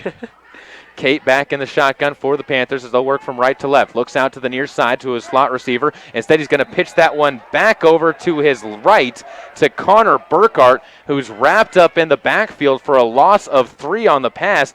Well-defended play by the Cardinals there. See if they can do it again, as that is really what you'd hope to expect from the Cardinals in this game. Is back out there again in the shotgun is Kate. Bunch formation, under center, and a flag is going to be thrown, and it's going to be a false start now against the Cougars as they're starting to shoot themselves in the foot and march themselves back towards their own end zone. It'll now be 2nd down and 18 to go here in the second quarter. Cougars are up 14-0 though. 11 minutes and 15 seconds to go as this game has been delayed by an injury as well as several timeouts with the Cardinals facing a 4th down. They decided to slow things down, and now the Cougars trying to get their own momentum rolling. Sorry about the camera if I'm not very good, you guys. I'm sorry. You're fine. You're doing good. Trust me. You're doing good. Yeah. Okay. Back there in the shotgun, flanked on either side is going to be Kate. By a running back on each side. They'll stay back to protect him. He throws a pass out to the near side. Picking that one up is going to be the big body of Lucas Orm. He's going to gain about 9 yards on the play, so a good gain there on 2nd down and 18. Cuts the distance in half. And Orm gets his first official reception of the game. And it's going to be another false start, though, as a flag came out late and marching back again. So that will be nullified, and it will be 2nd down and 23 to go after another penalty. The Cougars, again, just struggling on the offensive end to find a rhythm here in this second quarter after looking fairly good there in the latter half of the first quarter. Cardinals defense also holding strong. They have to take advantage of this again. This is 2nd down and 23 to go for the Firth Cougars. In the shotgun again is Kate. Flanking him is Elkington to his right. He'll take a snap, looks around the field, surveys it, and then throws it to nobody in particular. I think he was trying to get the ball and lob it over to Dylan Hoyle, who was coming across the formation to the near side, but it was unable to get into his hands, and it brings up 3rd down and 23 to go. And it makes Kate 2 for 6 now in this game. Cougars will have a big 3rd down upcoming underneath the shadow of their own end zone, standing at about the 12-yard line. They have a long ways to go for even a 1st down, but a long ways to go down the field as well. 3rd and 23, snap, play action fake, looking around is Kate. He's going to scramble, breaks out, and has some running room to the near side. He's going to be tripped up and upended by Myers at about the 20-yard line. As he falls forward, it's going to end up being a gain of about 8 yards on the play and brings up a 4th down and 15. That looked really hard. That looked really painful. It was a good scramble, though, there by Kate on the play for his first run. And again, 8 yards gained. Cardinals doing a good job stopping them there, and now it's going to be another punt formation for the Cougars. And a good end-over-end punt is going to be fielded at the 45-yard line of the Cardinals by Myers. He's going to be wrapped up in a pile, but able to fall forward into Cougars territory at the 49-yard line. And it's a 6-yard return. The Cardinals will have good field position coming up on this next possession for them, their 4th possession of the game. And they have to do something with it here as the defense has been doing its job, really limiting the big plays. It's only been special teams that have really given the Cougars any chances in this contest, as the long punt return, the 55-yard punt return by Elkington, and the blocked punt set up their only scores of the game. Neither team's offense has really been able to put a lot of yards underneath them. Adams will again come out in the shotgun, 2 wide receivers split out to each side. Myers behind Adams is going to take the handoff. He runs into the pile straight up the gut and pushes his way, bulldozing for 5 yards. A strong run there. And Myers able to get 5 more yards. It's 2nd down and 5 coming up for the Cardinals now. That was a pretty bulldozing. When you said that, it was pretty my grandpa, he owns a company, and he has a bulldozer, and it's not fun to drive. Let's just say that. Not fun to drive. Definitely fun to drive into one of those piles when the lineman can get behind you and give a little bit of a push. 2nd down and 5 coming up from the 44-yard line of the Firth Cougars. Adams hands this ball off once again, trying to bounce out to the far side as Myers. He's wrapped up quickly, though, by the big lineman up front, and that's Dylan Madsen, the junior. And it's a loss of 1, bringing up 3rd down and 6. 5 rushes for 7 yards now for Myers in the game.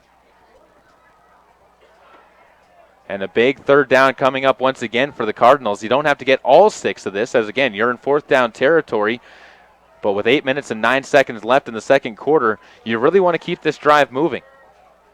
He'll come back up to the line of scrimmage, same formation as always. We'll see if they put anybody into motion. Myers standing behind Adams, who's in the shotgun. He'll take the snap. Again, hands this one off to Myers, who's going to hurdle over a couple members of the defensive line. Falls forward for a gain of, call it, 4. And they're actually going to mark him back for a gain of 3. It'll move the ball to the 42-yard line or thereabouts. And the Cardinals will have a 4th down and 3 upcoming. And again, with the way that they've been playing, this is 4-down territory, and they're going to go for it. Sun starting to set back behind the clouds off in the west, and the light's starting to take effect here at the home of the Firth Cougars. 2nd game of the year for the Cardinals, and this one, I have to say, a complete turnaround from the way the Cardinals looked in their 1st game of the year offensively, as they're starting to find a little bit of their rhythm out there on the field.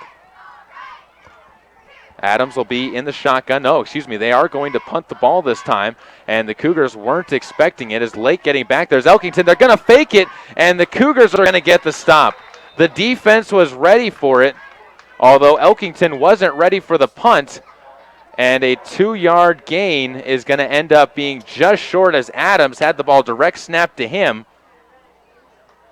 Gain 2, but it wasn't enough, and the Cougars will take over at their own 40-yard line after the fake punt attempt goes for naught. Smart play, though. I do like the play coming from Coach Garbett, as nobody from the Cougar side was really expecting it. Coach Garbett, we've been practicing that play for a really long time, and then we got the hang of it, and then we did it, and we did good. And Coach was really happy. Close to a yard away from getting the 4th down conversion there.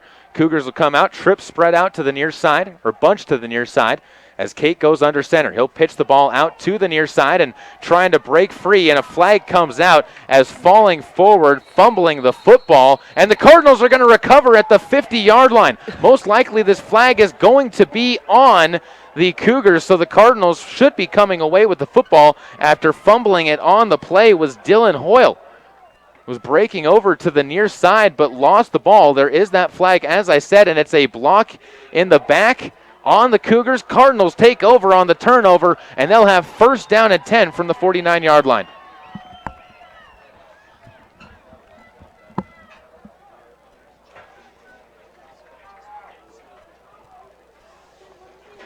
So 1st down and 10 coming up for the Cardinals now as they take over at the 50-yard line.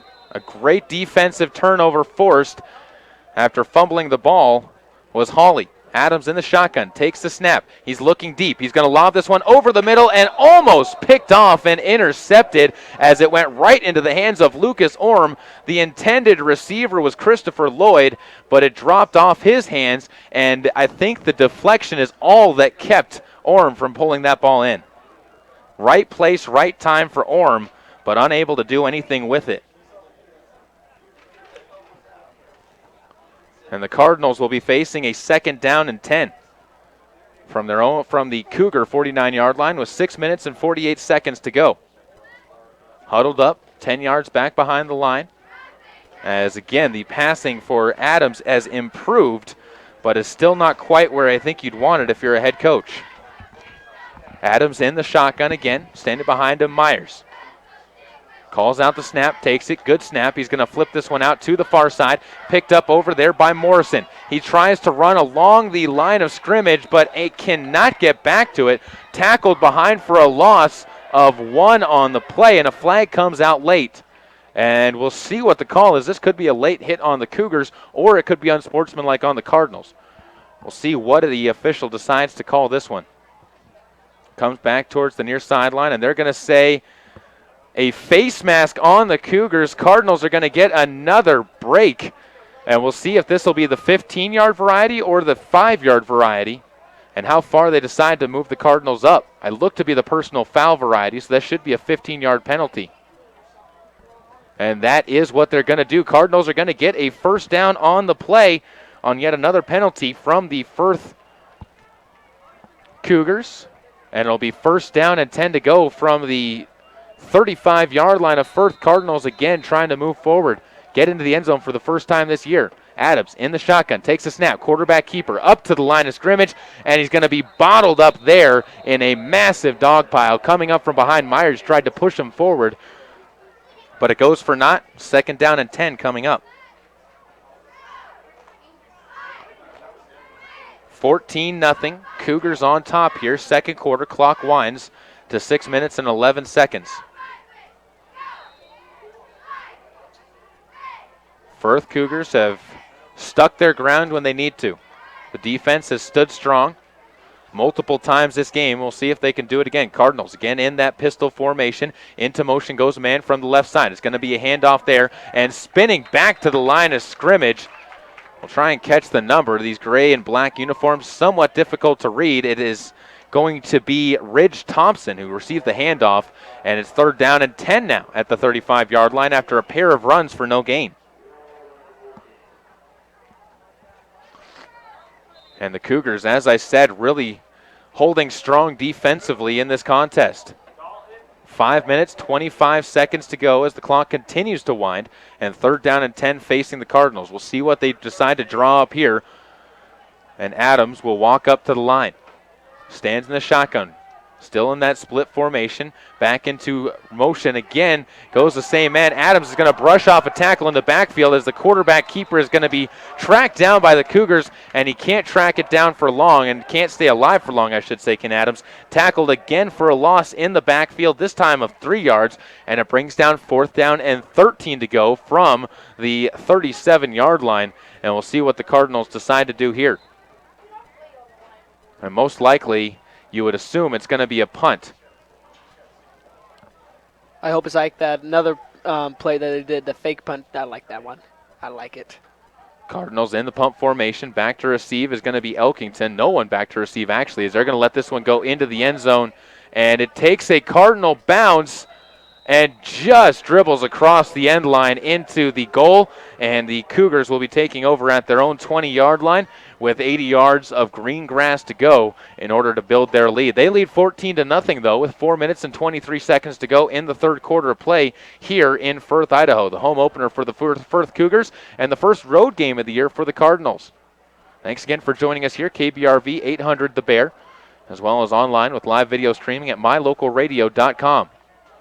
Cardinals have looked like a very good team here in this game against a team that held the defending state champion Westside Pirates to an 8-0 score in their opener down in Westside. So this Cougars team is nothing to shake a stick at. It's Kate back in the shotgun, flanked to the near side by Mason Giles. It's going to be Kate keeping the ball himself, weaving around a couple of blockers, able to hurdle a man forward, and he's taken down at the 34-yard line for a 14-yard run. Second time he's kept the ball, and he's got 22 yards to show for each of his carries. Smart play there, and a lot of athleticism shown on that play as well. Cardinals' defense was just outmanned to the point of attack. That's the secret of football, is getting more men to the point of attack than the other side. Kate now under center, trips out to the right side. He's going to pitch this ball over, and it's going to be taken by Elkington out to the right. He's over to the sideline, catches a block, and then is pushed out of bounds, and a late hit on the Cardinals is going to cost them 15 more yards after a 15-yard run by Elkington.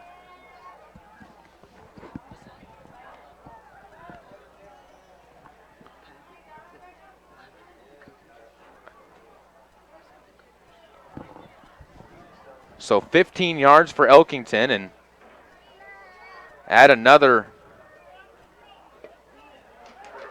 15 to that, and it will march the ball all the way to the 35-yard line of the Cardinals, if my math is correct. And that is where they're going to mark the football. So a costly penalty as the late hit out of bounds will give the Cougars all the momentum they need. 35 yards to go to pay dirt as the Cougars have already marched the ball 45 yards down the field. 45 yards down the field. Pitch out to the near side again, and out and around the defense is going to be Ormy, and he's taken out at the 20-yard line. They'll mark the ball at the 21. And they'll mark him at the 15. And a penalty flag comes out, though. Holding is going to be called against the Cougars.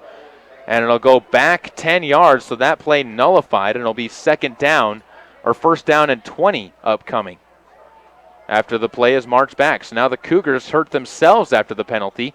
And it's going to be a spot foul, so it'll be first down and 17 to go. From the 42-yard line. 14-0, Cougars on top. Second quarter of play, clock winding, under 3.5 minutes to go. Kate back in the shotgun. Adjusts his pads before standing up, takes a glance to the Cougar sideline, now steps forward, takes a snap, good snap, direct pass, and it's going to be up into the air, pulling that one down. The big tight end taken down at the 23-yard line, but Connor Burkhart with another reception. That's his second, and he's able to pull that one in for a 20-yard gain. Sorry about the camera, you guys. I'm not very good. Sometimes I'm good, but not that good, let's say. So the Cardinals have first down and 10 facing them as the Cougars marching the ball down the field, with the ball spotted at the 23-yard line. Snap, good to Kate. He hands this one off to Elkington. That's not Elkington. That's Hawley, who's wrapped up in the backfield for a loss on the play, a 2-yard loss. Coming up with the big hit and the big tackle for a loss is going to be Andrew Stewart for the Cardinals. And that will make it, a 7-yard loss on the play, as they'll mark him all the way back to the 30-yard line. And it'll make it second down and 17 to go. Snap, good to Kate. Drops back, looks deep, over to the right side. Jump ball popped up into the air. Great defense played on the backside of that play. I believe Myers, the man who broke it up, as it was intended to reach the hands of Lucas Orm again. And Myers just timed his jump perfectly to punch that ball into the air. Third down and 17 to go from the 30-yard line.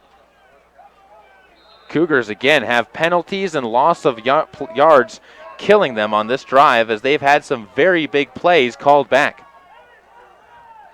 Under center is going to be Kate. 3 wide receivers to the right side, 1 to the near side. Kate takes the snap directly from under center, runs forward and is wrapped up and pulled down right about at the original line of scrimmage to make it a 4th down and 10 coming up.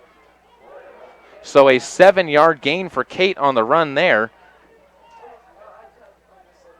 He's got 29 yards on the night, and it'll be 4th down upcoming from the 23-yard line. 4th and 10 in the shotgun is Kate, as they're going to go for it. Trips to the far side. He'll take the snap, looking downfield, lobs it up to his receiver. He's got a man, and perfectly on target as Connor Burkhart pulls it in. He just ran straight past his defender, as beat easily on the play as Christopher Lloyd. He just almost stopped running on the route, and Burkhart didn't. Burkhart able to pull it in for a 23-yard gain, and it's a 20-0 lead for Firth.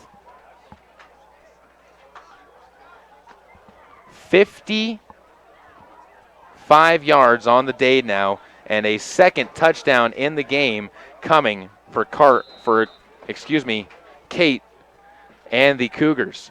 They'll go for the extra point attempt here, as a whistle blows. False start most likely upcoming, and that'll march the Cougars back another 5 yards before they can attempt this extra point. It's been a couple times they've had that marched off against them, but it has not necessarily hurt their momentum too much. Another Chance at the extra point. We'll see if they still try the extra point. Kicker out there is number 44. I do not have a 44 on my roster. I'll figure out who that is during the break, and we'll mark him down. As the snap is good, kick up, blocked by the Cardinals. It's going to drop down to the turf, and the Cardinals special teams comes up with a big stop. It's 20-0 with 1:30 to go here on KBRV 800 The Bear with live streaming video on mylocalradio.com. We'll take a quick break, come back with more on your home for Cardinals football at mylocalradio.com. How'd I do? You'll get better. Tim can't wait to be a real driver. But for now, he's king of the online track thanks to Silver Star Communications high-speed internet. Reliable, consistent speeds give him the edge against players anywhere, even the other end of the couch. Whoa. You'll get better. Visit silverstar.com to learn more. Welcome back out to Firth, Idaho, as the Cardinals now trailing in this matchup 20-0 after another score. A 23-yard pass from Kate to Burkhart has them up big in this contest. 3 scores, but the extra point was blocked on the play by the Cardinals defense, which has really, other than a couple of big plays, been playing fairly strong. The special teams for the Cougars has come up big with a punt return for a touchdown and a blocked punt of their own, but the Cardinals special teams shaping up on that last play. Back to return this kickoff is going to be Myers as he stands at about the 10-yard line. Kick is a end-over-end kick. Myers has to come up to field it, drops on the ground, dribbles at his feet. He picks it up and then pushes forward through the middle of some tackles and is taken down at the 35-yard line. So a good return there for Myers. Call that one about 15 yards on the return. And the Cardinals have good field position with 1:22 to go and a lot of green turf to go. 65 yards, in fact, of green turf here at Firth, Idaho. We'll have a halftime show coming up for you. Want to remind you of that, as we'll have our standout student interview as we talk to Kendra Froelich of the cross-country team. She'll be joining us on the halftime show. We'll also have halftime stats coming your way as well. Snap to Adams, working from left to right. He's going to lob one out, air it deep, and almost intercepted, but then almost caught at the same time, as reaching back to try and bat that one down was Damon Folkman. He was beat on the play, as running straight past him was Andrew Stewart, but the ball just underthrown, and the Cardinals miss out on another opportunity there. It's going to be 2nd and 10 from the 35 coming up. Beautiful pass, just slightly underthrown. And a great route run there as well by Andrew Stewart, the junior. Adams will again be in the shotgun. 2 wide receivers to each side, working left to right on your radio dial. He'll hand this one off. Myers is going to get a hole, breaks through, but just tackled after a 9-yard gain at the 44-yard line. A great burst of speed, and now a Panther is down, as is Myers. Myers gets up a little bit gimpy on the play. It looks like he caught his knee on something on one of the Cougars, who is down on the field still clutching at either his leg or his left arm.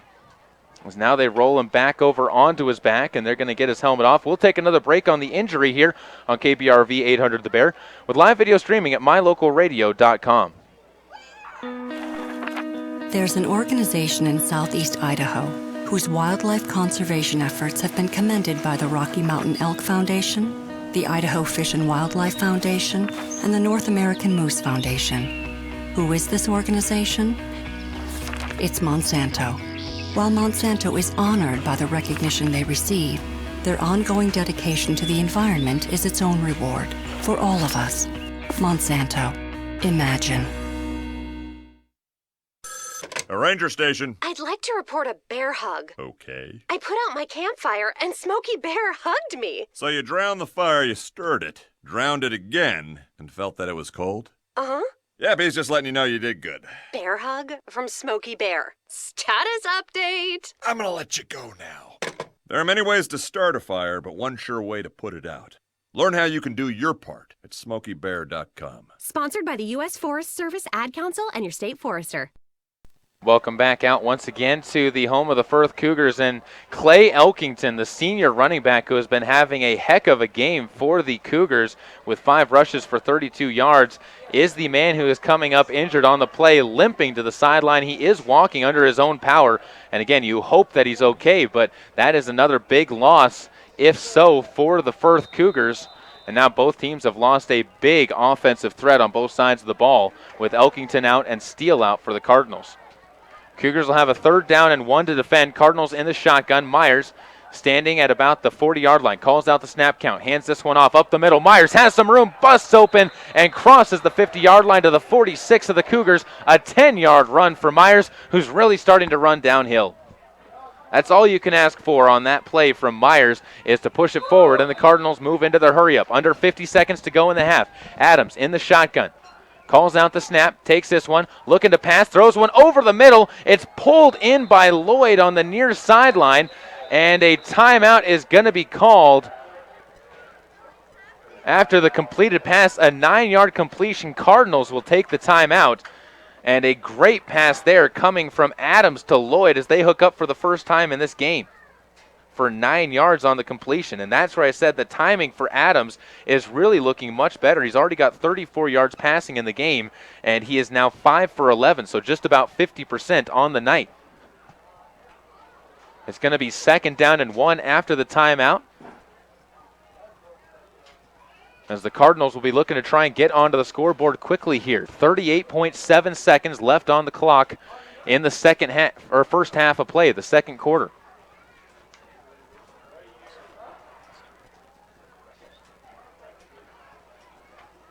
Cardinals huddled up on the far sideline.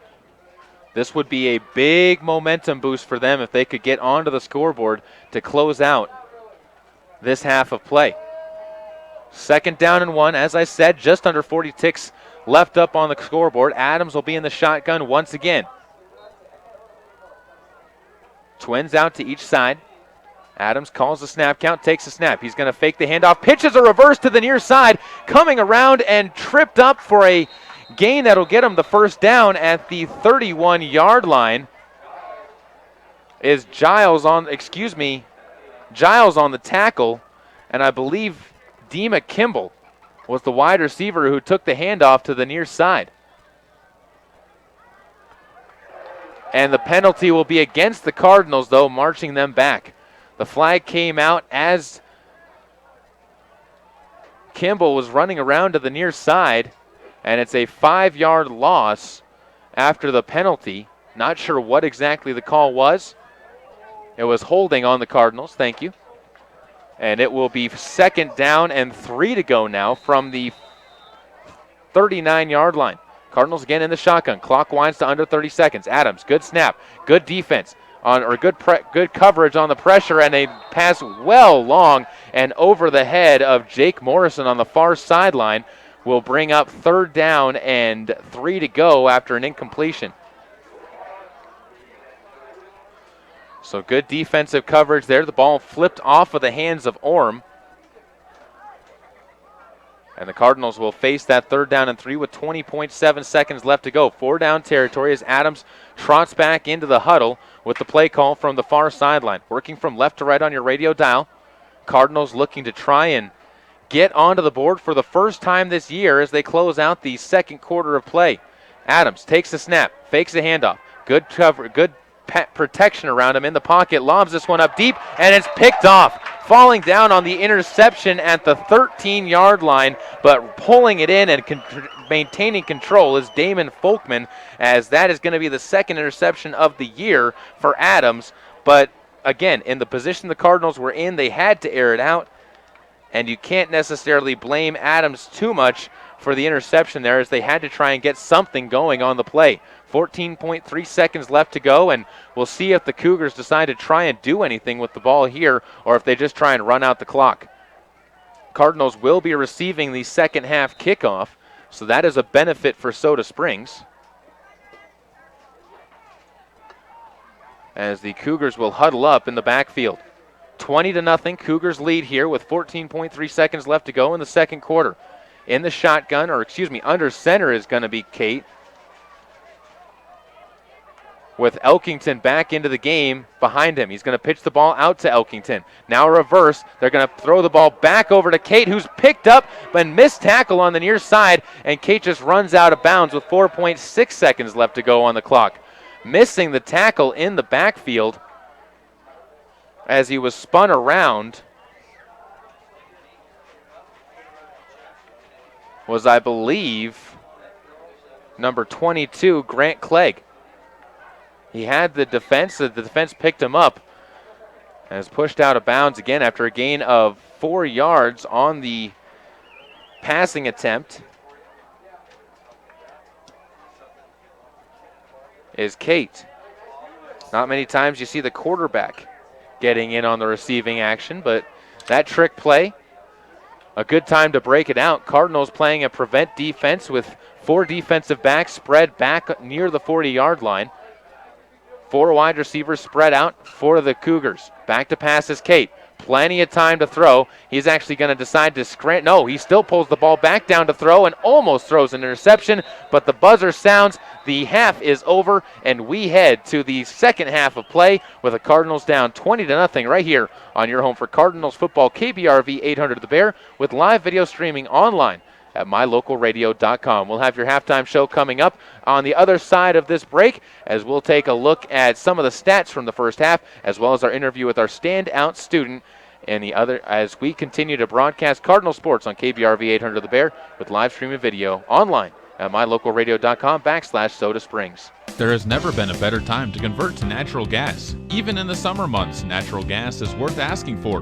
Rage Plumbing and Heating in Soda Springs will replace your furnace that caused you problems this winter with a new natural gas furnace, or even install a natural gas water heater to keep your water hot. Plus, Reed's can add a water softener to your home. And if you want to cool things down, Reed's Plumbing and Heating will install an energy-efficient Lennox air conditioner. All at Reed's Plumbing and Heating, 180 South 3rd Street, Soda Springs. Man, do I love card night. You ready, boys? You got a king? Go, fish dad! Oh, come on! This is WWE superstar Titus O'Neil. The smallest moments can have the biggest impact on a child's life. Take time to be a dad today. Learn more at 877-4DAD-411 or visit fatherhood.gov. Brought to you by the U.S. Department of Health and Human Services and the Ad Council. I'm Paul George of the Indiana Pacers. When I was 6, my days were spent playing basketball. When I was 6, my dream was to make it to the NBA. When I was 6, my mom had a stroke. So I want you to learn to spot a stroke fast. F-A-S-T. F, face drooping. A, arm weakness. S, speech difficulty.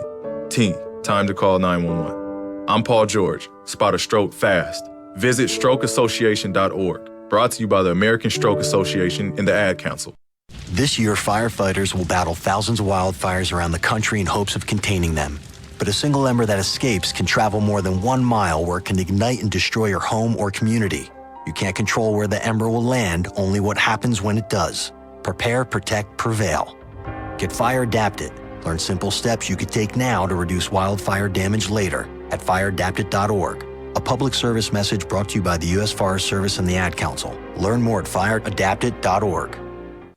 Welcome back out once again to Firth, Idaho. Caleb Berggraf on KBRV 800 The Bear, as well as my cameraman. And thanks again to Ethan Parker, who is one of the managers for the Soda Springs football team. Let's take a look at some of the numbers from the first half of tonight's contest, starting with the Firth Cougars as they're on top in this contest. Here's how the scoring has happened to this point in time. It all started with a 15-yard pass after a blocked punt as Kate found his open wide receiver in the end zone, and Mason Giles for a first score of the game and first score of the year for the Firth Cougars to put them up 6-0. They failed the 2-point conversion after a botched snap into the hands of Kate. After that, it was his running back, Clay Elkington, doing the damage in the next offensive set, and, well, the offense really didn't even have to take to the field, as it was a 55-yard punt return that he took to the house. A 2-point conversion was good, as Kate threw a bullet to Lucas Orm for a 2-point conversion. That made it 14-0 after a quarter of play. In the second quarter, a 23-yard pass was able to complete an 80-yard drive as the Cougars were able to link up between Kate and Burkhart, as Burkhart pulled his first touchdown pass in for the year. Kate threw his second and the Cardinals went down 20-0. The extra point was blocked, which kept the score at 20-0. Overall, numbers for the Cougars, 61 yards on the ground. They've been led by Elkington with 32 yards, 29 yards on the night so far for Brody Kate, 59 passing yards for the Cougars at this point in time, 55 of those to Kate, who has those 2 passing touchdowns as well. The leading receiver is Connor Burkhardt, who's been hit 3 times for 40 yards. On the other side, for the Soda Springs Cardinals, they have a leading rusher of 29 yards for Myers, as he has really been the main attack man for them, other than the fact that Devin Adams, again, has not had much time to throw in the backfield. He's been taken down for losses again. He has -5 yards rushing and a total of 24 yards rushing for the Cardinals to this point in time. They have 34 yards through the air and an interception. That did not come back to hurt them in that first half of play. No score for the Cardinals yet either, and that's how they want that to change in a bad way, as through 6 quarters they have been shut out through this season. We'll come back, and we're not even going to come back. We're just going to jump right into it. Our standout student interview, as I was able to sit down with Kendra Froelich, one of the members of the cross-country team, and talk about how her season's been going with cross-country and how her year's been going as a student.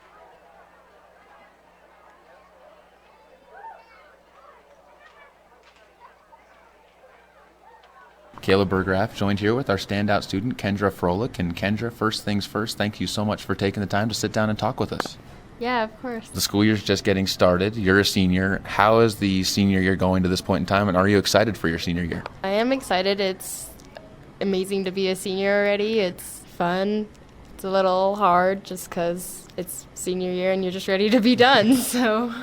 Now that you've gone through the 3 years of high school before this one, do the classes get any easier, or does trying to figure out your routine in the classes get easier? It somewhat gets easier. It gets easier as in, like, you understand how high school works and where to put priorities, but class-wise, you move up faster, and, like, teachers expect more of you being an upperclassman. What is your favorite class so far this year? Chemistry. It's hard, but it's fun so far. Is that your favorite teacher too, or do you have a different teacher that you really enjoy? And this one puts you on the spot. Mr. Jensen's a really close teacher of mine. He makes me laugh and we get along really well. Now you do a lot of other stuff here at the school too, aside from just go to school. What are some of the other activities that you participate in around here? I am part of the high school cross-country team and the drill team here. Which is your favorite one to do? Do you like drill more, or do you like doing the cross-country? They're totally different, so it's hard to say which one I like better. I like running a lot. I'm really decent at it. I like to run, and it's a stress reliever, but dancing is fun. I like to be out on the stage and performing with people. Looking at cross-country, you were part of last year's state champion team. Now that you're coming back as a senior with a younger team, is there any extra pressure on you this year to try and repeat that? Not really.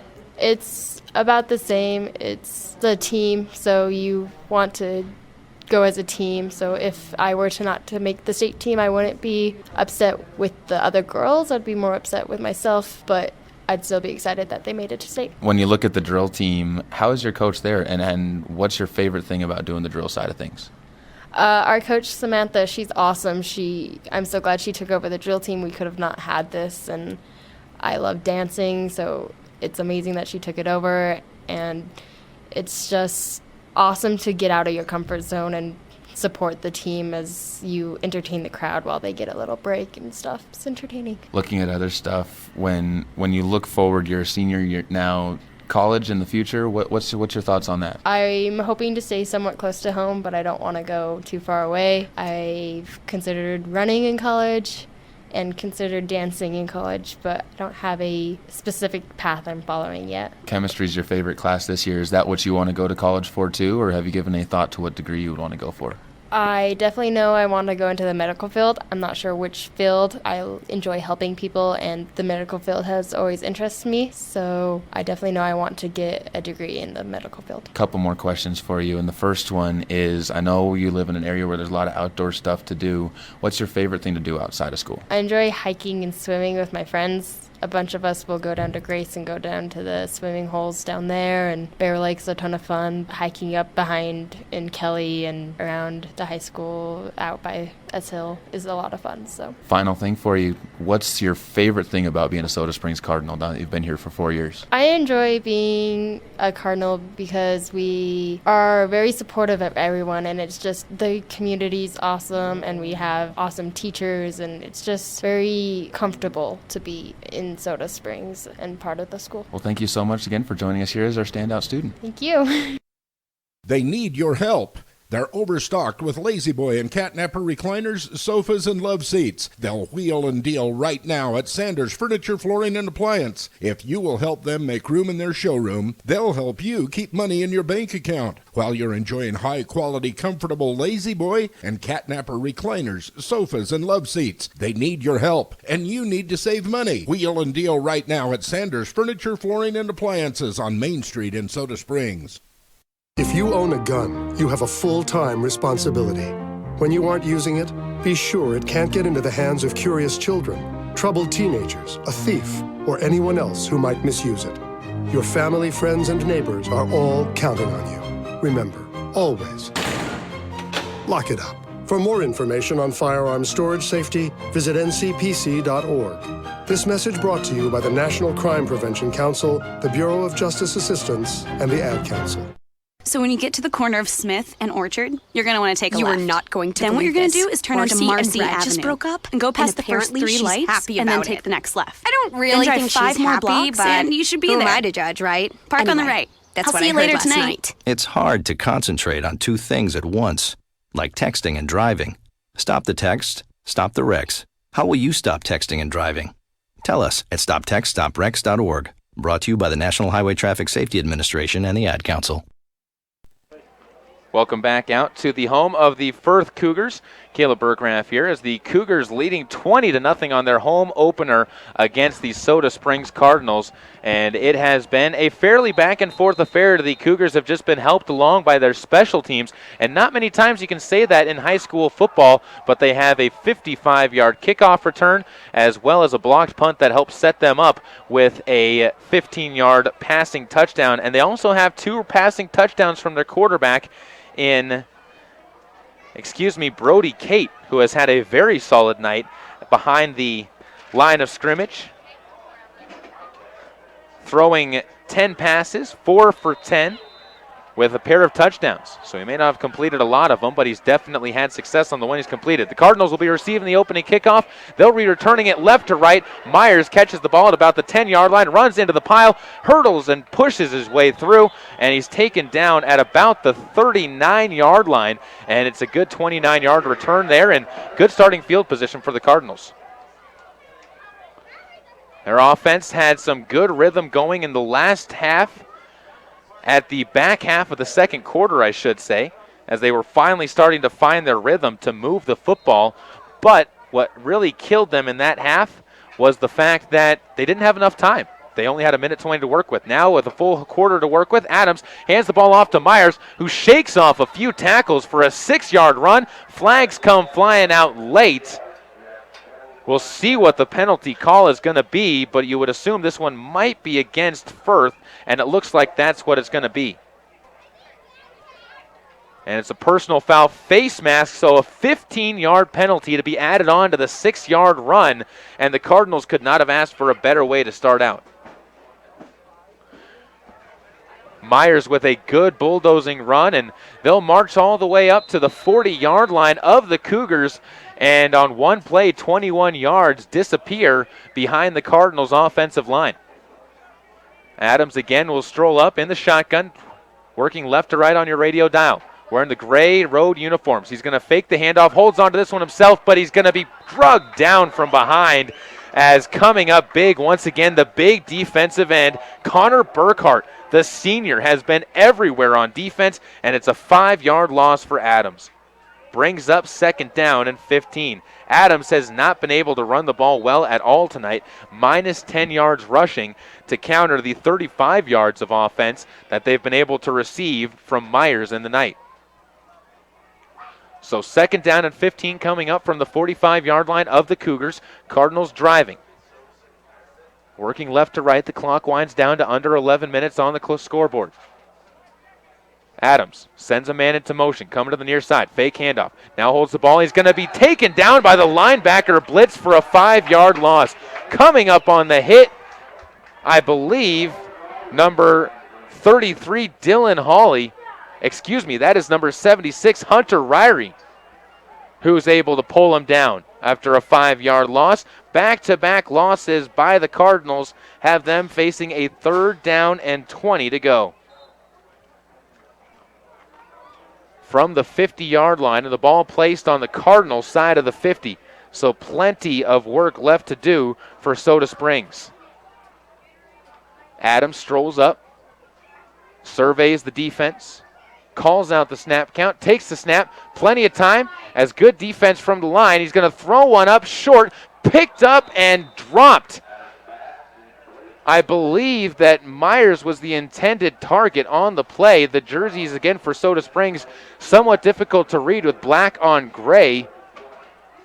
But it's dropped down, and it's going to be 4th down and 20 coming up, and the Cardinals will most likely be punting the ball away. And back to do the punting is going to be Tanner Myers. Back to receive, Elkington.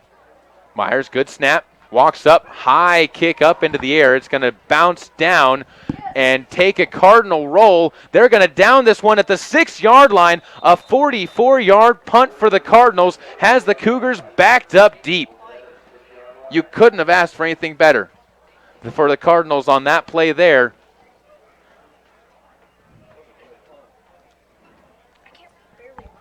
And the Cardinals will go back out on defense after what, again, was a very, very nice punt.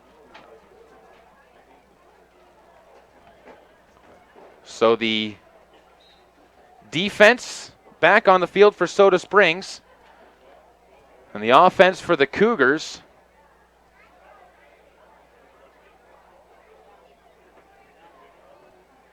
will be coming back out as Kate will lead his troops back out there with 9:46 to go. 2 wide receivers split out to the right side. It's going to be a pitch there. Elkington takes the pitch, cuts back to the near side, shakes off one tackle, and is going to be brought down after a gain of about 7 yards to the 13-yard line. A good run there by Elkington, who, remember, went down in the second quarter with an injury that looked to be to his knee. But he gets 6 yards there. And back out again to the line of scrimmage come the Cougars of Firth. They're going to hand this one off to Elkington again. He runs around to the near side, waits for some blockers to clear out, shakes off one tackle, comes along the near sideline, is brought out of bounds. Excuse me, that is not Elkington in the backfield. As coming closer, it is Lucas Orm for the second time. And he is going to bring the ball forward to the 28-yard line for a gain of 15 yards. So give him 21 yards overall on those last 2 carries. He's got 27 on the night. And the Cardinals find themselves trying to defend a 1st and 10 again. This time he gets it again. And Orm is going to be ripped down and tackled after another 1st down gain. This time a 14-yard run straight off the left side tackle. And he's all of a sudden bust his way out to 41 yards on the night on 6 carries. Cardinals defense looking a little bit tired out there coming out to start the 3rd quarter of play. 8.5 minutes to go as the clock winds. Snap taken, pitched out to the right side. Orm tripped up in the backfield, and this time the Cardinals said, no, you did it 3 times to us. We're not going to let you do it a 4th. Flag does come down on the play. It's a loss of 1 before the penalty. Lightning flashing in the background as storm clouds starting to gather around Firth. And it's going to be a holding penalty against Firth. Cardinals will march them back, so the run negated, and it's going to end up being a 7-yard penalty on the spot foul. So 1st down and 17 coming up for the Firth Panthers. Under center goes Kate once again, 2 running backs behind him in a wing T formation, offset to the near side. One wide receiver out to the right. Fake handoff. Kate looking over to the right. A penalty flag is going to come out, so this play is going to be coming back anyways with another holding penalty, as being brought down to the ground was Kobe Allen of the Soda Springs Cardinals, and I believe another 10 yards is going to come back, and that is exactly what it is. And from the spot foul, it's going to march the Cougars back to the 20-yard line, or excuse me, the 21-yard line, where they're going to be facing, call it a first down and 31 by the scoreboard. A lot of grass to go for the Cougars on this next play.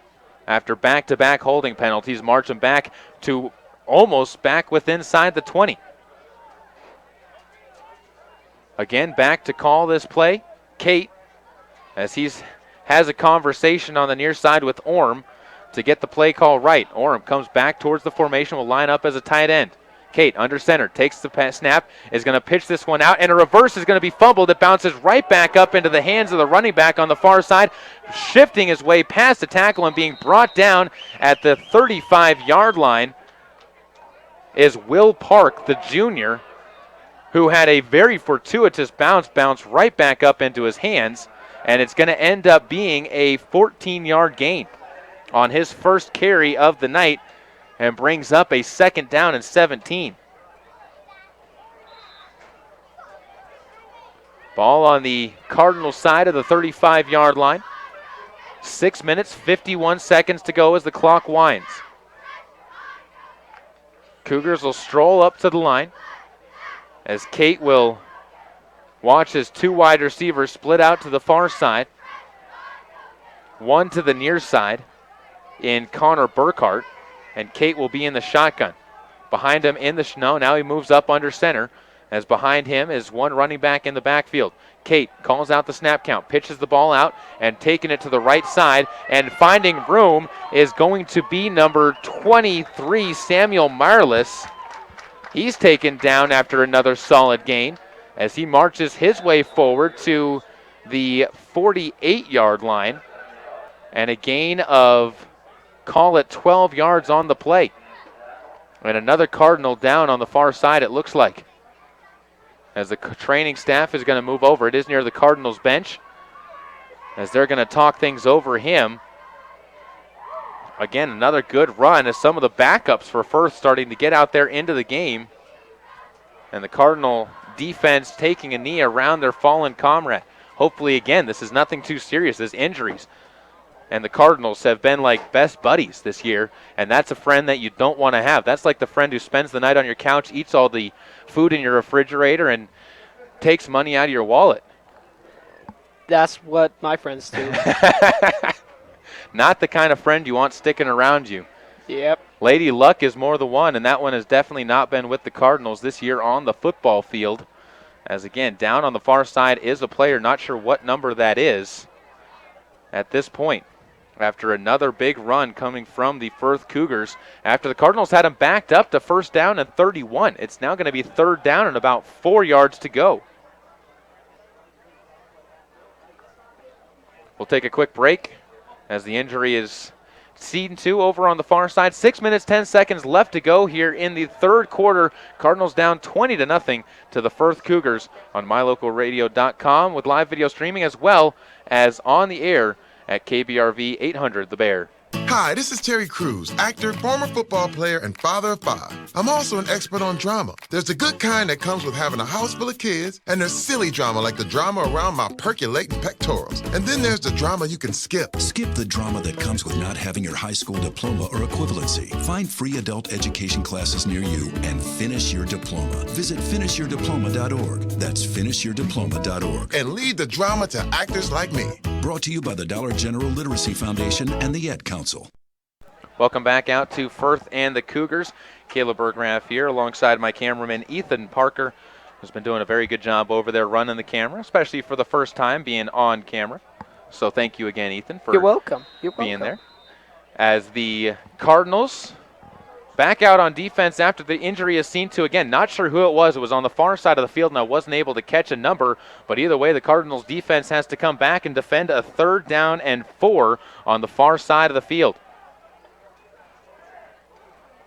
Cougars come up, 2 wide receivers to each side. Kate takes a snap high. He's going to take a quarterback keeper, spreads it out to the near side, runs around a couple defenders, gets the 1st down, and steps out of bounds at the Cardinals' 45-yard line after a gain of 7 yards.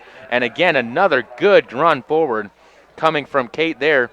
He's got 4 carries for 36 yards on the night, and this ground and pound has really started to take its toll on the Cardinals' defense. Clock continues to wind, 5 minutes, 40 seconds to go. 1st and 10 coming up for the Firth Cougars at the 45-yard line. Kate gets the play into the huddle. Huddles his boys around him, calls it out, and will bring his men to the field. Cougars wearing their all-black uniforms with blue numbers and white trim around those numbers, as Kate will look around, goes under center, takes a snap, fakes the handoff. Now it's going to be pitched and fumbled. Cardinals are going to fall on it, and the Cardinals should be able to come up with the turnover. This will be the 2nd one of the game if it is, and the signal comes from the head official. It is a Cardinal fumble recovery, and it is a Cougar down on the field. A Cougar looks to be down and hurt in the scrum to recover the football.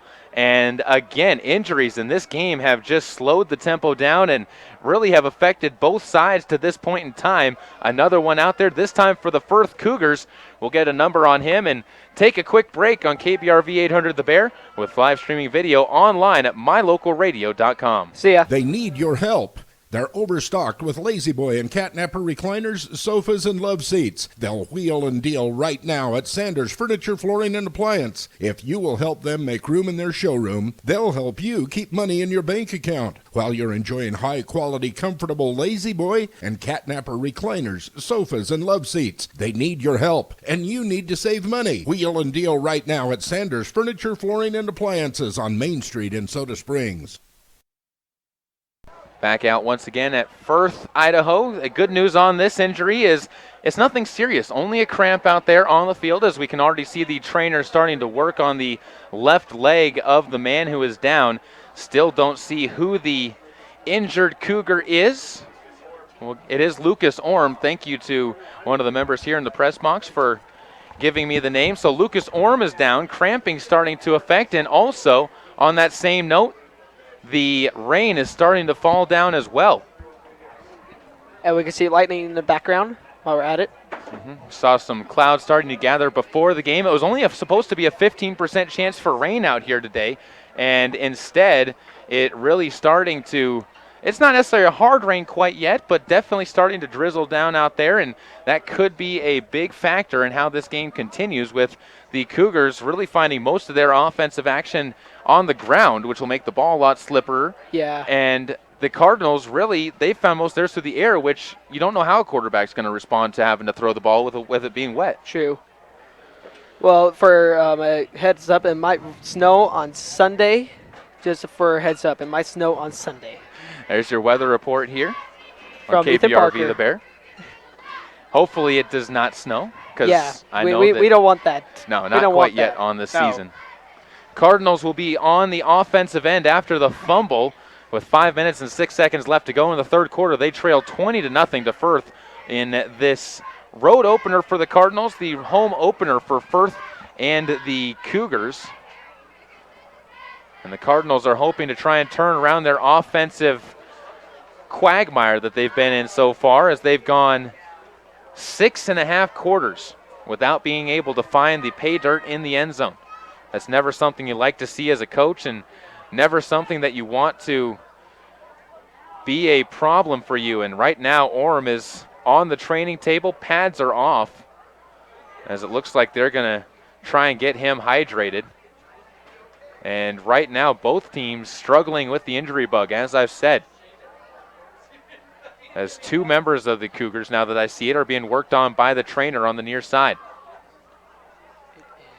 And it looks like the officials are bringing out the defense, and they're going to replay it down, it looks like, almost. I'm not sure what's going on here, and I'm very confused as to what is the situation out there, because it looks like they're going to have the Cougars with the football. The Cardinals looking confused out there as well, looking to the head judge. Again, there was quite a delay there, and the officials had a chance to talk things over. There was a clear fumble on the last play. That is not a question of whether or not the ball was fumbled or not, as it was down on the ground with players running around it. And now the head official comes over and talks to the Firth Cougars, and they're going to give the Cougars 4th down and 10, it looks like, after the delay. And again, not sure what exactly the call here is. Rain has lessened quite a bit here in the break, and it's going to be 4th down and 6 to go, or 7 to go. Again, it looked to be a clear fumble, so I'm not sure why the Cougars are coming out with the ball in 4th down and 6 yards or 8 yards to go, we'll call it. Either way, it will be Cougars ball. We'll try and figure out an answer to what this interesting situation is. And the snap comes back. Throw is going to be long and deep and popped up and bobbled down to the ground. Either way, the Cardinals are going to take over now at the 45-yard line on their own side of the field after the incomplete pass. And either way, the Cardinals will be going back the other side after the turnover. And the offense went back on the field. Again, a confusing situation there. Maybe they ruled that the Cougars were able to recover the ball. Either way, the offense back on the field for the Cardinals as they're going to try and march their way down the field with 55 yards of grass to go. And a handoff quickly to Myers in the backfield, bottled up for a 3-yard loss. Coming up and wrapping him up in the backfield is Hunter Ryrie. So 2nd down and 12 coming up after they officially mark it as a 2-yard loss for Myers on the play. And this time, again, a incomplete pass is going to be batted down at the line. So 3rd down and 12 coming up as a big flash comes on the far side of the field. And with the Lightning getting this close, you'd hate to see a delay happen in a game that's already been drug out a while because of injuries. Yeah. 20-0 your score here. Thanks again for sticking around with us on KBRV 800 The Bear. 4 minutes, 30 seconds to go. This matchup between the Cardinals and the Cougars. And then there's thunder and big lightning strike. Oh, no. And the rain is starting to come down heavier once again as the Cardinals come up to the line of scrimmage. 3rd down, 12 yards to go. Adams takes a snap. He's going to fake it. Quarterback keeper. Rolls around and off a couple of tackles. He's going to gain about 4 yards on the play. And it brings up a 4th down and 8 to go at the 47-yard line. As the clock winds down to 4 minutes, 10 seconds to go. Rain swirling around the lights. Not a lot of wind out there is the one thing that you can say about tonight. Cardinals going for it on 4th down here. No, punting it, excuse me. Back to receive this Elkington. High punt, end over end. Bounces at about the 25-yard line, then rolls towards the far sideline and is going to be down there. Cardinals will go back on defense after a 3-and-out is forced by the Firth Cougars. And we'll see if the Cardinals defense can hold strong and keep themselves alive. Down by 3 scores right now in what has been a scoreless 3rd quarter of play. Neither side has found their rhythm in this game to this point. If any side has, it's been the Cougars, but even the Cougars have not necessarily been able to find much of a offensive rhythm in this contest, as neither side above 100 yards rushing, neither side above 100 yards passing to this point. Cougars will have Kate in the backfield as he walks up under center. 1 wide receiver split out to each side with a pair of backs behind him in the backfield in an offset pro formation. He hands this one right up the middle, hugging the ball and running forward as a huge burst of lightning flashes across the sky. They're going to whistle the play dead after the ball came squirting out late. The run was carried by Dylan Hawley. As a big thunder comes. The thunderclap coming late. And down on the ground right now at the point where he was tackled is Dylan Hawley. And again, the ball came squirting out well into the backfield. And the officials meeting at midfield right now to talk things over. Not sure what they're discussing. This, I will say, has been one of the more confusingly officiated games I've seen. And the ball is going to be placed, it looks like, at the 37-yard line. And a first down is going to be called. So a 12-yard run there for Dylan Hawley on the play. As he gets to positive yards for the first time tonight. He's got 5 yards rushing after the 12-yard gain. And the Cougars will come back out with a bunched backfield and one wide receiver split to the near side. Kate takes the handoff, pitches this one behind him, running around to the near side and catching a couple blocks, breaking free, pushed out of bounds at the 50 is Will Park with another big run, this time a 14-yard gainer, as that's his second 14-yard run of the game, and he's got 28 yards. First down and 10 to come up for the Cougars from the Cardinals' 49-yard line with 3 minutes to go in the third quarter of play. 20-0, the Cougars on top. Kate meets again with his backs in the backfield. One wide receiver split out to the far side.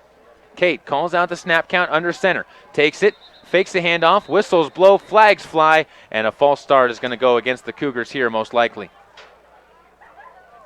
So march the Cougars back 5 yards.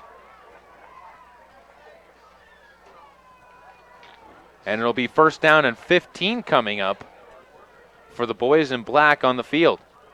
Cardinals wearing their gray-red road uniforms as another big lightning flash called. And again, I'm somewhat confused that the officials have not called this game either because of the lightning, as that storm skirting very close to the field. As safety has to be a little bit of a concern. First down and 15, Kate under center, takes a snap, fakes the handoff, drops back in the pocket, fakes a pass, now avoids the pressure, steps up in the pocket. He's going to run down the near sideline and is finally taken out of bounds at the 35-yard line of the Cardinals after a 14-yard scamper. A 20-yard scamper, and now down on the near side is another Cardinal clutching his knee as another injury is going to bite the Soda Springs side. And again, looking for the Matt Smith is the man who's down and clutching his knee after the gain by Kate, the quarterback, and this is the third man to go down for the Cardinals. And neither of the other two have come back into the game, and you got to assume that neither will Matt. There's Matt Smith, the senior, on his back now, and they're checking out his left knee after he slipped on the running track on the inside. 20-yard gain has a 1st and 10 coming up for the Firth Cougars with the score 20-0, and lightning continues to flash all around the field here, and not a good sign. The officials are going to, it looks like they might be stopping play here because of that lightning, as they're bringing both coaches out to talk at the middle of the field. Either way, again, this game has been a very back and forth injury and delay-ridden affair as we've stretched to an hour and 47 minutes and have yet to leave the third quarter. 2 minutes and 16 seconds left in the third quarter. Oh, as another lightning strikes again. As far as that 20-yard run, 56 yards now after that. And they are going to clear the stands because of the lightning. We're going to go into a delay, and a 30-minute delay is upcoming. We're going to send it back to regular programming here and come back with the conclusion of this one. Thanks again for sticking around with us on KBRV 800 The Bear. Again, a delay coming up for lightning here on your home for Cardinal Sports, 30 minutes. And we'll be back on KBRV 800 The Bear with live video streaming online at mylocalradio.com.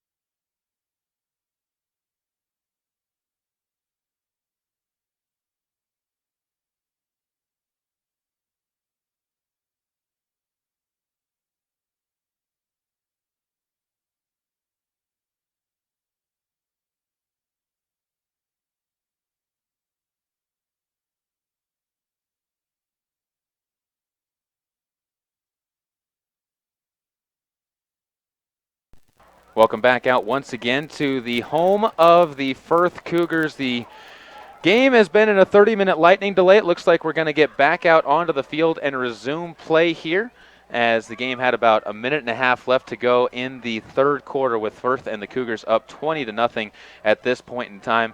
We're going to take a commercial break, and then we will come back with the resumption of play on KBRV, 800 The Bear, with live video streaming online at mylocalradio.com. Here's a look at your Lalaton's food specials for September 3rd through the 9th. We start off with country-style ribs, $1.79 a pound for pork bone-in. They also have their $10 bags, mix or match select produce items. And if you're looking for an easy way to cool down this summer, they have 29 cents a pound for seedless watermelons from Green River, or 49 cents a pound for cantaloupe and honeydew. That's your Lalaton's food specials for the week of September 3rd through the 9th in Soda Springs. This is a test to find out if you know it all when it comes to children. Name one of the leading killers of U.S. children age 1 to 13.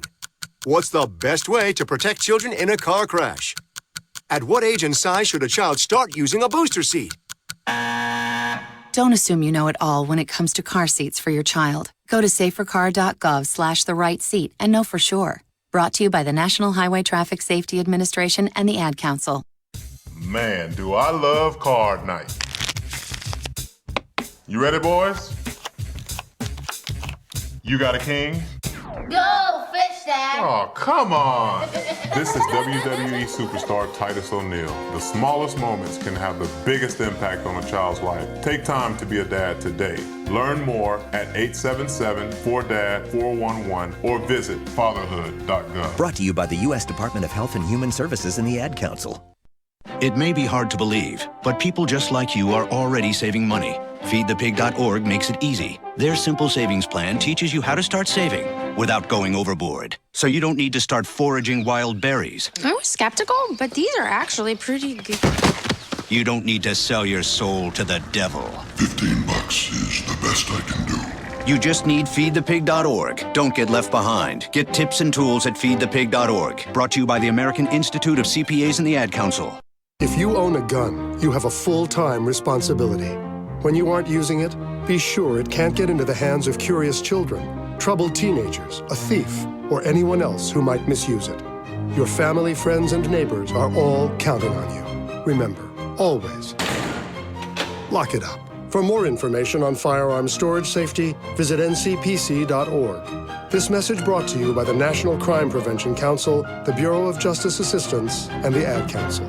So when you get to the corner of Smith and Orchard, you're going to want to take a left. You are not going to Then what you're believe going to this. do is turn onto Marcy and Brad Avenue. just broke up, and go past the first apparently 3 she's lights happy and then about take it. the next left. I don't really then drive think 5 she's more happy, blocks but and you should be who there. am I to judge, right? Park on the Anyway, right. That's I'll what see I you heard later last tonight. night. It's hard to concentrate on 2 things at once, like texting and driving. Stop the text, stop the wrecks. How will you stop texting and driving? Tell us at stoptextstoprex.org. Brought to you by the National Highway Traffic Safety Administration and the Ad Council. It's time for a return to action here in Firth, Idaho. Thank you again for sticking with us through the delay on KBRV 800 The Bear, as well as online with live video streaming at mylocalradio.com. We're just about set to get play underway. 2 minutes and 12 seconds left to go. Clock winds in the third quarter. Firth up 20-0 with 1st and 10 coming up at the line. It'll be Firth ball at the 34-yard line, and Kate in the shotgun with a wide receivers, trips to the right, one to the near side, and a running back in the backfield. Into motion goes the one from the left side, and Kate is going to pitch the ball to the right side. Coming up and making a beautiful try for a tackle and avoiding the tackle before being hurtled down to the ground is Lucas Orm, as he gains about, we'll call it, 2 yards on the play. So Orm with a solid carry to the right side of the formation, of able to avoid losing yards on the play, and will bring up 2nd down and 8 yards to go. Cardinals defense hoping for a stop here to keep the Firth Panthers from getting up onto the board. Minute 15 to go as the clock continues to wind in the third quarter. The Cougars working from right to left on your radio dial. as they'll move 2 men to the right side of the formation. It's Kate taking the direct snap under center, bulldozing his way and rolling off a couple tackles for what looks to be about a 10-yard gain. It will be a first down, and Kate continues to move the formation. He now has 66 yards rushing on 6 carries. Clock winds under a minute now. First down and 10 from the 21-yard line of the Cardinals. Firth looking to punch the ball in. Again, same play with 2 men moving over to the right side of the formation and tight ends. It'll be a snap to Kate, hands off to his fullback, who is going to be bullied to the ground after maybe a gain of a yard. Coming up and bouncing up off the ground is Dylan Hawley for a gain of 1. He's got 6 yards on the night now as well. Clock now under 30 seconds as the Firth Cougars continuing to run the ball and looking like they're going to try and just keep this game to a minimum and wrap it up quickly. Leading by 3 scores right now and trying to add a 4th onto that. Kate again in the shotgun, trips to the right, single receiver out to the left. He'll take the snap, looks to his left, now looks deep. He's going to scramble to his right as the clock winds down to 0. He's got room to run, and he goes out of bounds after getting the first down inside the 10. And a flag comes out late as another Cardinal is down on the ground on the far sideline. He does pop up, though, and it is going to be a 1st and 10 prior to the flag. It should be against Firth, so most likely the Cougars will be marched back. One helmet did come off of a player as jogging off of the field for Firth is Dylan Madsen, and both sides will come to the sideline to talk things over in between the quarters. We'll figure out where the ball is going to be, what down and distance will be after the penalty is sorted out on your home for Cardinals football. KBRV 800 The Bear with live video streaming online at mylocalradio.com. There has never been a better time to convert to natural gas. Even in the summer months, natural gas is worth asking for. Reed's Plumbing and Heating in Soda Springs will replace your furnace that caused you problems this winter with a new natural gas furnace, or even install a natural gas water heater to keep your water hot. Plus, Reed's can add a water softener to your home. And if you want to cool things down, Reed's Plumbing and Heating will install an energy-efficient Lennox air conditioner. All at Reed's Plumbing and Heating, 180 South 3rd Street, Soda Springs. Hey America, we need to have a little talk. We've got a lot of food in this country. We've got so much food that we can't eat it all. So how are 17 million kids in America struggling with hunger? That's why the Feeding America nationwide network of food banks gathers surplus food and gets it to hungry kids who need it. Support Feeding America and your local food bank at feedingamerica.org. Brought to you by Feeding America and the Ad Council. So out here again at Firth High School, it was a 10-yard run for the quarterback, Kate, giving him 76 yards on the night, and the penalty will march them back 15 yards after that, as they said that the hit came after Kate ran out of bounds, and it will be 1st and 10 from the 25-yard line of the Soda Springs Cardinals as the Firth Cougars again hurt themselves with another personal foul penalty. First down and goal is what they're going to call it from the 25. As Kate stands in the shotgun. He'll take the snap. Flips this one out. No, fakes the flip. He's going to roll out to his right and takes his off up the field, pushed out of bounds at the 19-yard line for a gain of 6 yards. As he moves up to 82 yards on the night now on 8 carries. He's looking to try and get over 100 yards on the game. Clock is stopped at 11 minutes and 51 seconds while they get ready to place the ball. And coming up after being looked at by the coach on the sideline, Kate will go out and give the play back to his squad. Cardinals defense looking for a stop. 2nd down and goal from the call at the 19-yard line. Kate goes under center. In the shotgun, flanked to his right by a back. He'll drop back to pass. Looks towards the end zone. Floats one up there into triple coverage. Cardinals are colliding in the end zone, and it's dropped after the incomplete pass. It was triple covered as he tried to work the ball to his favorite target of the night, Lucas Orm, but Orm could not pull it in and could not elevate himself high enough to pull the ball down. So another injury as well to the Cardinals after the collision in the end zone. And not sure who this one is, although it is one of the defensive backs, and it looks like by the number, it could be either Jake Morrison or Tanner Myers, and by the socks pattern on his socks. Again, not exactly sure who it is, so I don't want to guess at what it could be. I will say this, though. We did hear information that Matthew Smith is okay. The injury earlier is cramping, and so he is going to be able to play in the game back and forth, and it is Myers who bounces up from the end zone, and he's able to walk off the field under his own power.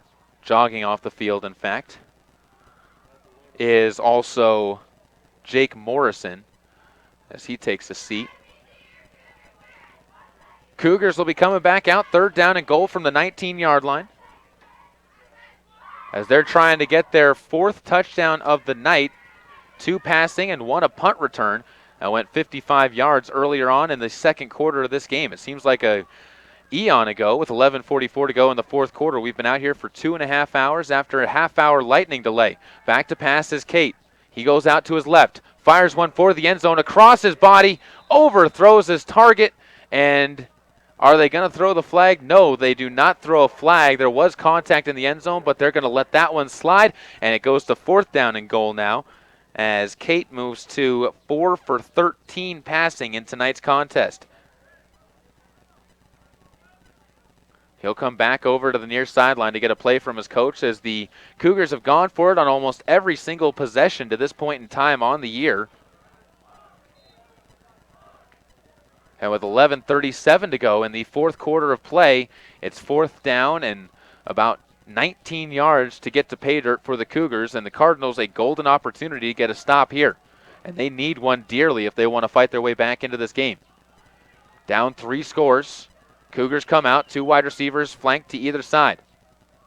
Stacked formation as they'll send a man into motion to the right side. He'll cut down the sidelines. They'll go the other way on the pass into the end zone and off the fingertips of a reaching Lucas Orm. As Orm could just not pull it in, and it'll be a turnover on downs. The Cardinals will come back the other way with the score still 20-0, them trailing on the Gate City Real Estate scoreboard. Standing at the 19-yard line is where Adams will take over for the boys in gray and black. Devin has had a fairly solid game for his team so far as passing the ball. He does have 1 interception, but that was late in the half. He's going to hand the ball off this time. Myers is going to take it, and he's drugged down after a gain of 4 to the right side. Myers now with 35 yards on the night, leading rusher for the Cardinals coming into this game after rushing for 45 yards in the opener, now up to 80 yards on the year. Trying to eclipse the century mark as the clock continues to wind down to 11:05 to go and counting. Adams will bring the Cardinals back to the line once again. Defense has been good for the Cardinals today. Offense has been inconsistent. Adams takes a snap once again, fakes the handoff. Now he'll duck in behind his receiver, and he's going to be muscled down to the ground at about the 24-yard line. They'll actually give him the benefit to the 25-yard line, so call it a gain of 1. And he's rushed for a total of -10 in today's game, but part of that is because of several sacks that have knocked down his rushing yardage on the year. And on the year is the correct terminology. He does, though, have 29 yards after getting a couple of big rushes at the end of the West Jefferson game. Coming into this game, he has rushed for -10 in today's contest. Adams again back in the pistol shotgun. Myers behind him, and he'll get the defense to jump. It looks like, as they're going to say that the Cougars pulled the Cardinals off sides. That's going to be 5 more yards to them, and it should be enough for the first down. So the 5-yard penalty moves the chains, marks the ball up to the 30-yard line. And it's the clock at 10 minutes and 10 seconds. It continues to wind.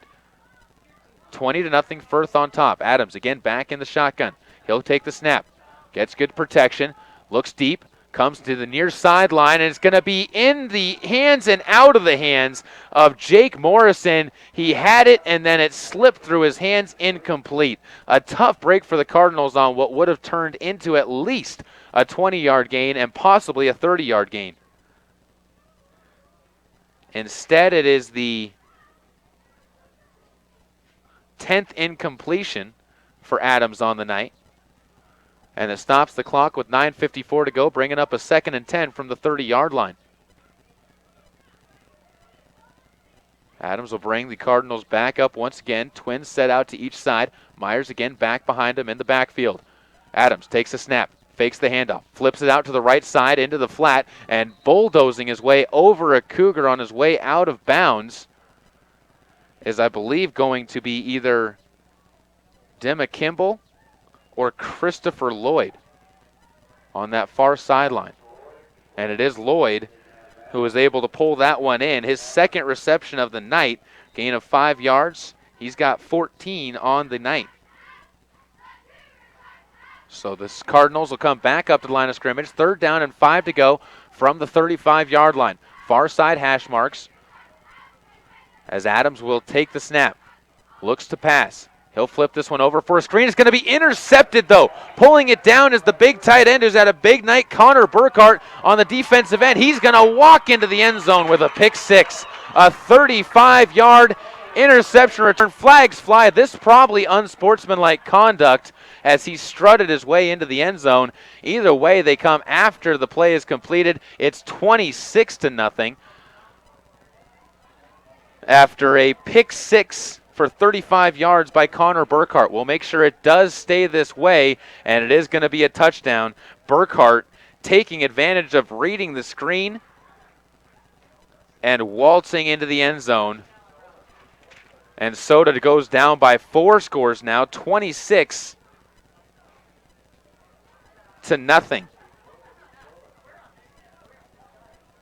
An INT caps off a great night for Connor Burkhart. He has been phenomenal on the evening, and it is unsportsmanlike on Burkhart as, again, he did start to strut his way into the end zone, but at this point in time, if you're the Cougars, then they have plenty to brag about. They're up 26-0, pitching the shutout, and they've held the Cardinals' offense fairly solid and fairly down so far to this point. They'll attempt the extra point as the 15 yards will be marked off on the kickoff. So a PAT upcoming for the Cougars. 26-0, 9:33 to go. Good snap. Kick is up. Kick is good. And that's the score. 26-0. Cardinals down by 4 scores. And it's just not looking like it's going to be the Cardinals' night once again. We'll take a break, come back with more. 27-0 the score, 9:33 to go on KBRV 800 The Bear with live video streaming at mylocalradio.com. mylocalradio.com is Southwest Wyoming and Northeast Utah's top website and the best source for local area news, weather, sports, and community events. And that's not all. MyLocalRadio.com features thousands of photographs of Wyoming and Utah high school events, from speech and drama competitions to local events, sports and activities, and much more. Check it out today and see what MyLocalRadio.com has for you. Welcome back out once again to the home of the Firth Cougars, who are enjoying a home opener as they lead 27-0. The Cardinals continuing to struggle on the offensive end of the football. Defensively, though, once again, the defense has not really done anything to really deserve anything other than a win. They've given up a special teams touchdown. They've given up a defensive touchdown. They've also given up and it looks like the unsportsmanlike was against the Cardinals, as now the kickoff is going to come from the 45-yard line of the Cardinals side of the field. But the other to continue, a blocked punt set up another touchdown. In fact, the only real offensive score that the Cougars have been able to come up with was a 23-yard pass that came from Kate to Burkhart back in the second quarter. That made it 20-0. Now 27-0 after the Burkhardt interception. Cougars are going to kick this one off. It's going to be a short kick to the near sideline, and it'll stay inbounds, fielded there, and knocked out of bounds on a tough tackle is going to be Christopher Lloyd. He gets back up, but the Cardinals will not have good field position to start out at the 7-yard line. 9 minutes, 28 seconds to go in the fourth quarter here. On the road, the Firth Cougars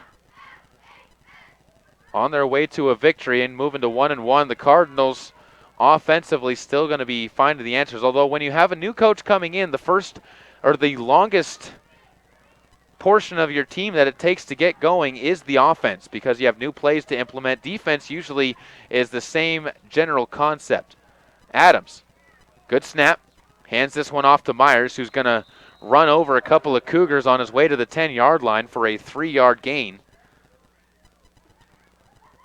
to give him 38 now on the night. And it's going to bring up second down and about 7 to go from the 10. Cougars making a couple substitutions. Coming out of the game is going to be Kate, as well as Alan Schiss.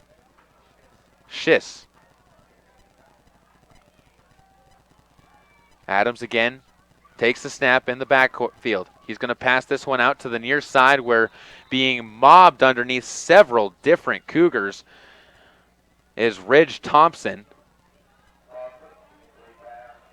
And the pass is going to go for a loss of 4 yards on the play. It is a completion, but not a very good one, as it knocks the Cardinals back now to a third down and called a long 10 or a short 11. 8 minutes and 19 seconds. Clock continues to wind down here in the fourth quarter. Cardinals still looking for their first points of the season.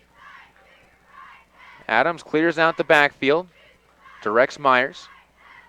Now calls out the snap count, drops back. He'll fake a pass, now looks deep down the far sideline, and going up, pulling it in on the far sideline, and reaching out for an extra little bit of yards is Andrew Stewart.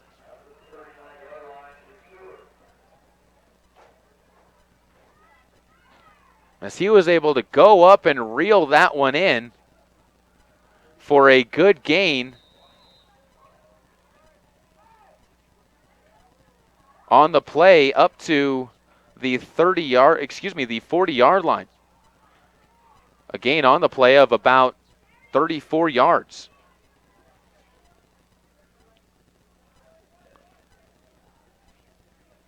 A big gain there, and the Cardinals needed that one. Back to the snap, and handing this one off to Myers is going to be Adams over to the right side of the formation. Adams will move forward for a 7-yard gain. Good explosive running there. And he's got a 45-yard night now, matching his total from last week against West Jefferson. Second down, and call it a long 3. 7 minutes, 10 seconds. The clock continues to wind down. Cardinals near midfield on a decent drive here as the offense looking probably the most consistent that it's been in a while. Adams will bring the men up to the line once again. 2 wide receivers still split out to each side. Adams about 5 yards back of the center. He'll take the snap, fakes a handoff, keeps it himself, runs through with 3 tacklers, and is going to get the first down at the 50-yard line. And the Cardinals will move the chains once again. Adams with a good 5-yard run there.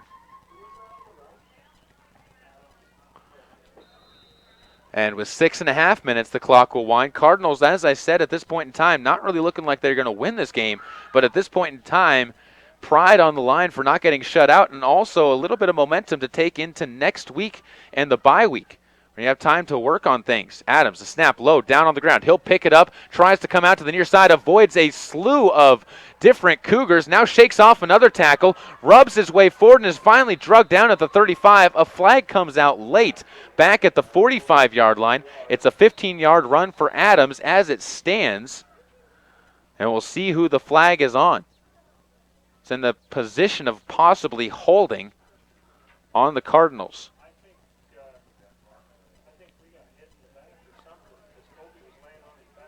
And we'll see what it is. It is a personal foul. It's on the Cougars, so a 15-yard run by Adams. 12 carries for 10 yards now for Adams on the night, and 15 more penalty yards. Marches the ball forward to the 25-yard line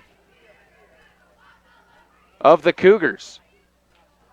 So the Cardinals have been able to march the ball down 68 yards now and find themselves 25 yards away from their first score of the season. And again, this would be a huge milestone for this team. After getting shut out last week by West Jefferson on their home field, being able to score on the road is going to be something that you can take to the bank as a mental boost. Snap goes to Adams. He's going to try and take this one himself and is mobbed by 4 different Cougars as the play is blown dead for a loss. And they're going to give him forward progress to the 27, so a loss of 2.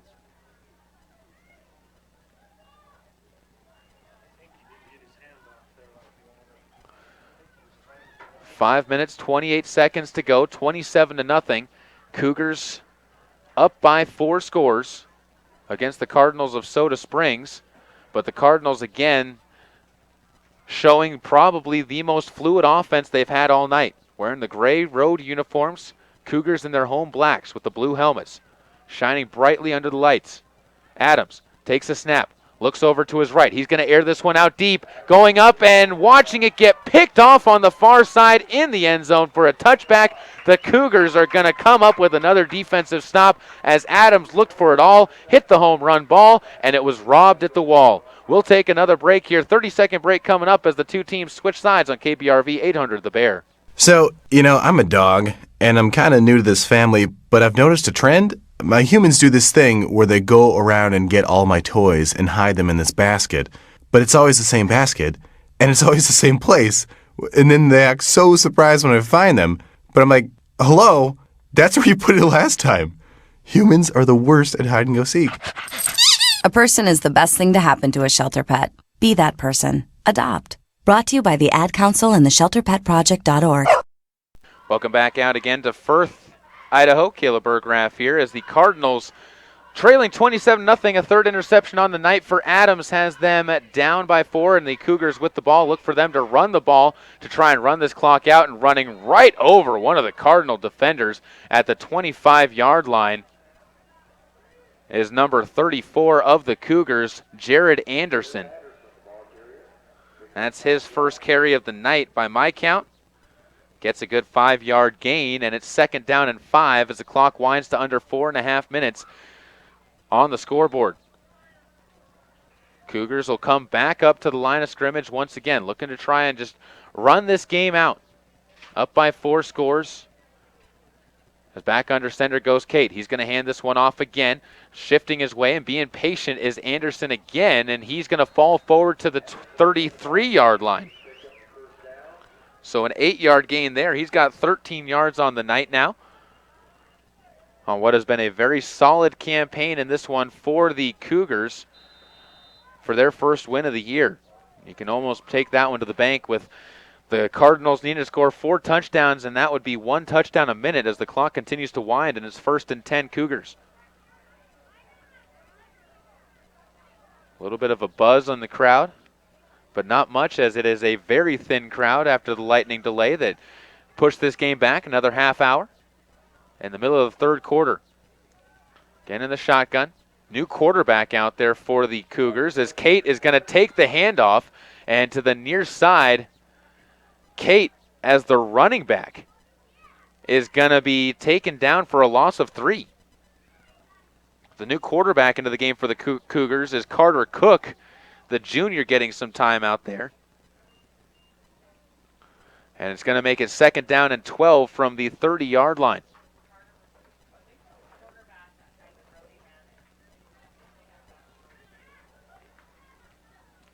As now under center is going to be Carter Cook, as he's going to remain the quarterback in this game. 2 wide receivers split out to either side, offset pro formation. And Cook is going to hand this ball off, and busting his way into the secondary is Max Orm, as he gets a good 5-yard gain over the left guard. And his first carry of the night is a success. A lot of new names making their way out onto the field for Firth as the clock continues to move down. 2 minutes and 35 seconds. It's going to be third down and call it 6 on the far side of the field.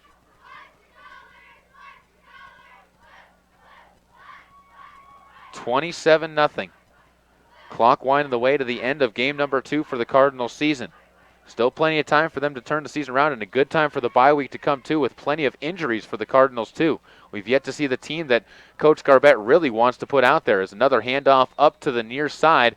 This time taking the ball is Dylan Hawley as he gains a couple of yards on his 5th carry of the night. And the clock winds to under 2 minutes now. 4th down and 1 yard to go. And the Cardinals defense needing another big stop to get the ball back. If not, the Cougars will be able to run it out on the next possession if they can get another fresh set of downs. Cook again. Back under center now is Kate as he'll take the snap, and he's going to be pushed forward from behind, and his ball stripped away. Coming up with the strip and moving down the field is going to be Jake Morrison, and he's in for the touchdown. The defense for the Cardinals has had a phenomenal game to this point, and they come up with a big, and that's Andrew Stewart with the strip. I mistook the 7 for the 9, and Stewart is able to come through, and the Cardinals break onto the scoreboard with a strip and stumble for their first score of the year. 27-6, the Cardinals finally break onto the scoreboard. It took them 7 quarters and call it 11 and a half minutes, but they were finally able to get onto the board with 1:26 left to go in the 4th quarter here at Firth. The light tower goes out to the left side on the field, so darkness might delay this PAT with 1:26 left to go.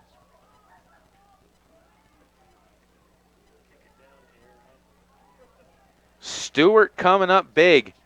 A big play there for the score as he rumbled a good 35 yards to punch that one across. A good 40 yards to get that one across.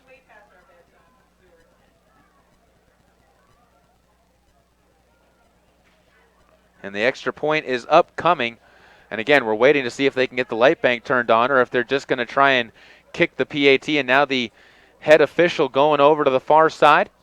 I think he's going to talk to Coach Garbett and say, hey, do you want to kick this without the lights or do you want to wait for the lights to come on? As now he heads over, and it looks like the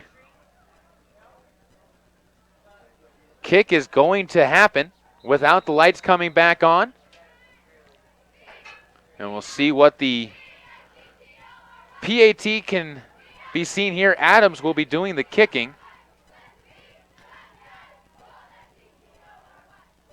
And it's a good snap, good hold. Kick is up, blocked, and it's good.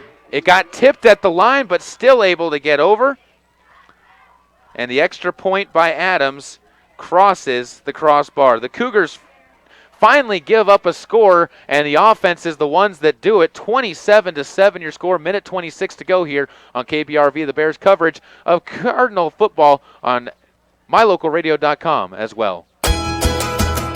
MyLocalRadio.com is Southwest Wyoming and Northeast Utah's top website and the best source for local area news, weather, sports, and community events. And that's not all. MyLocalRadio.com features thousands of photographs of Wyoming and Utah high school events, from speech and drama competitions to local events, sports and activities, and much more. Check it out today and see what MyLocalRadio.com has for you. Welcome back out once again to the home of the Cougars of Firth. Caleb Berggraf here as 1:26 to go in the 4th quarter. Cardinals, if you wanted a little bit of momentum going into the bye week, they got it with 1:26 on the clock as Andrew Stewart, who also has a 34-yard reception in this game, was able to pull a ball away from Adams, who was rushing the ball under center, and ran it 40 yards back for the touchdown. And the Cardinals defense, which has, again, only given up really one score that you can count against them after the block punt, the return kick, or the return punt, and then the interception return, comes up big again for this team. And defense is a place where you can start to build a team and build some momentum. Adams to kick the ball for the Cardinals, and it's going to be a kick that is fielded at about the 15-yard line. Coming back up the field and through the Cardinals special team and finally being overturned and upended is going to be Lucas Orm with the run there. And it will be first down and 10 to go for the Cougars from the 42-yard line. And again, at this point in time, the Cardinals, it's almost a given they're going to lose this game. But again, it's a moral victory at the very end of this one, as now a timeout going to be called by the Cardinals, it looks like.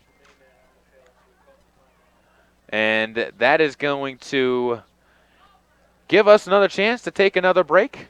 27-7 the score on the Gate City Real Estate scoreboard. We'll be back with more on KBRV's coverage of Soda Springs football on mylocalradio.com with live video streaming. They need your help.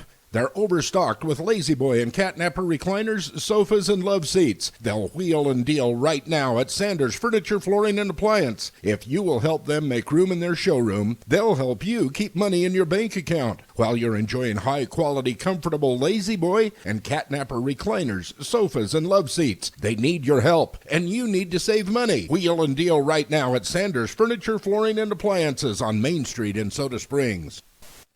Welcome back out to the home of Firth and the Cougars. The Cougars a minute 16 away from going to 1-1 on the year. Cardinals moving towards 0-2 as the ball is going to be handed off. The JV team now out on the field as it's changed from black uniforms to blue uniforms and being drugged down in the backfield is, I missed the number. I hate to say that. And the clock winds to under a minute left to go. Again, the JV team out there. So the coaches for the Firth Cougars, trying to get a little more experience on the varsity level out there for some of their JV kids. As back to under center goes number 4 on the JV squad. He'll take the snap, pitches it back, and a bull rush up the middle to try and gain a couple of yards after losing 7 on the first snap. And coming up with that one, I believe, is going to be Victor Burkhart, number 22 on the roster here. So he gets about 6 yards on the play to get him back up to the line of scrimmage and make it an even gain. As is about third down and call it 10.5 yards on the far side. 19.7 seconds left to go as the clock stopped. Third down, a long 10 yards. Cougars close to wrapping up this one. After us, follow us for the post-game show. We're going to have a quick break, give you a Cardinal update where we'll talk to the cross-country team, and then give you the final stats from this one as the snap goes again under center, and running it is Burkhart. He's going to be wrapped up at the 45-yard line. Clock winds under 4, 3, 2 seconds to go, and this game is over. 27-7. The Cardinals fall, but again, momentum for the Cardinals coming at the back half of this one. We'll take a break, come back with our Cardinal update on KBRV 800 The Bear with live video streaming online at mylocalradio.com. There's an organization in southeast Idaho whose wildlife conservation efforts have been commended by the Rocky Mountain Elk Foundation, the Idaho Fish and Wildlife Foundation, and the North American Moose Foundation. Who is this organization?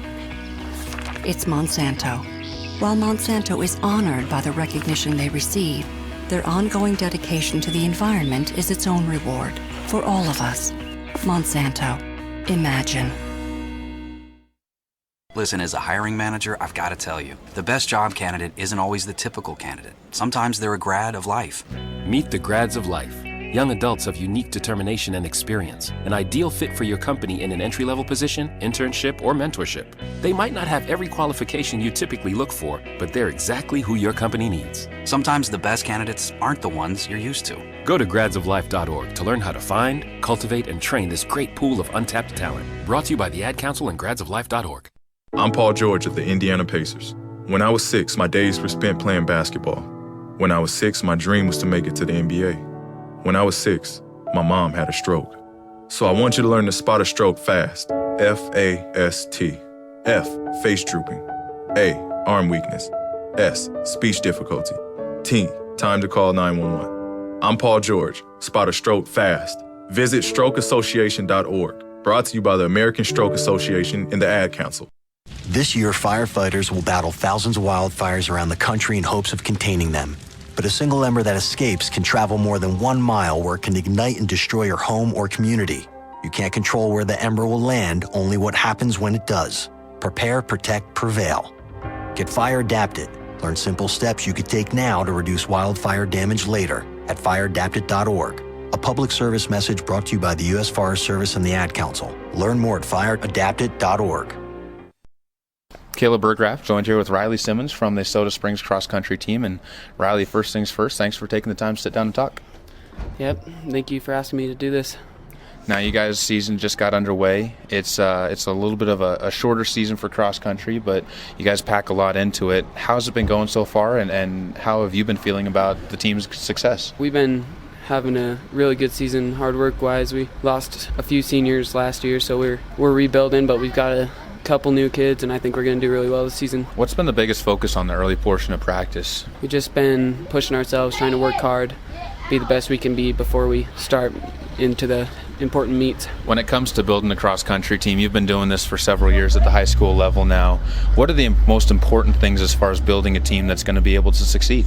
A lot of it's doing stuff as a team. I think we do a lot of stuff as a team. We always try and run together on our easy days, and we're all good friends, and that helps a lot, I think. Looking at the individual side of things, what's the biggest thing you need to work on yourself in order to become a better runner and to get to the point you want to be at? For myself, I think I need to get better to pushing my team, helping my team out. Caleb Burgraff here with Riley Simmons from the Soda Springs cross country team. And Riley, when you look at this team compared to last year's teams, despite losing several of the senior class from last year, how competitive do you think this team is going to be once it starts to really hit the zenith of the season? I think we can be one of the top competitors still. We got a few new kids, and we're still working hard. We still got a couple kids from last year that know what it is to be at the state level, and I think we can still do really well at the state level. Who are some of the kids that have really stepped up, and who are some of the kids that you've really seen the most growth out of that are going to be major contributors to this year's team? We have a couple new kids. Zach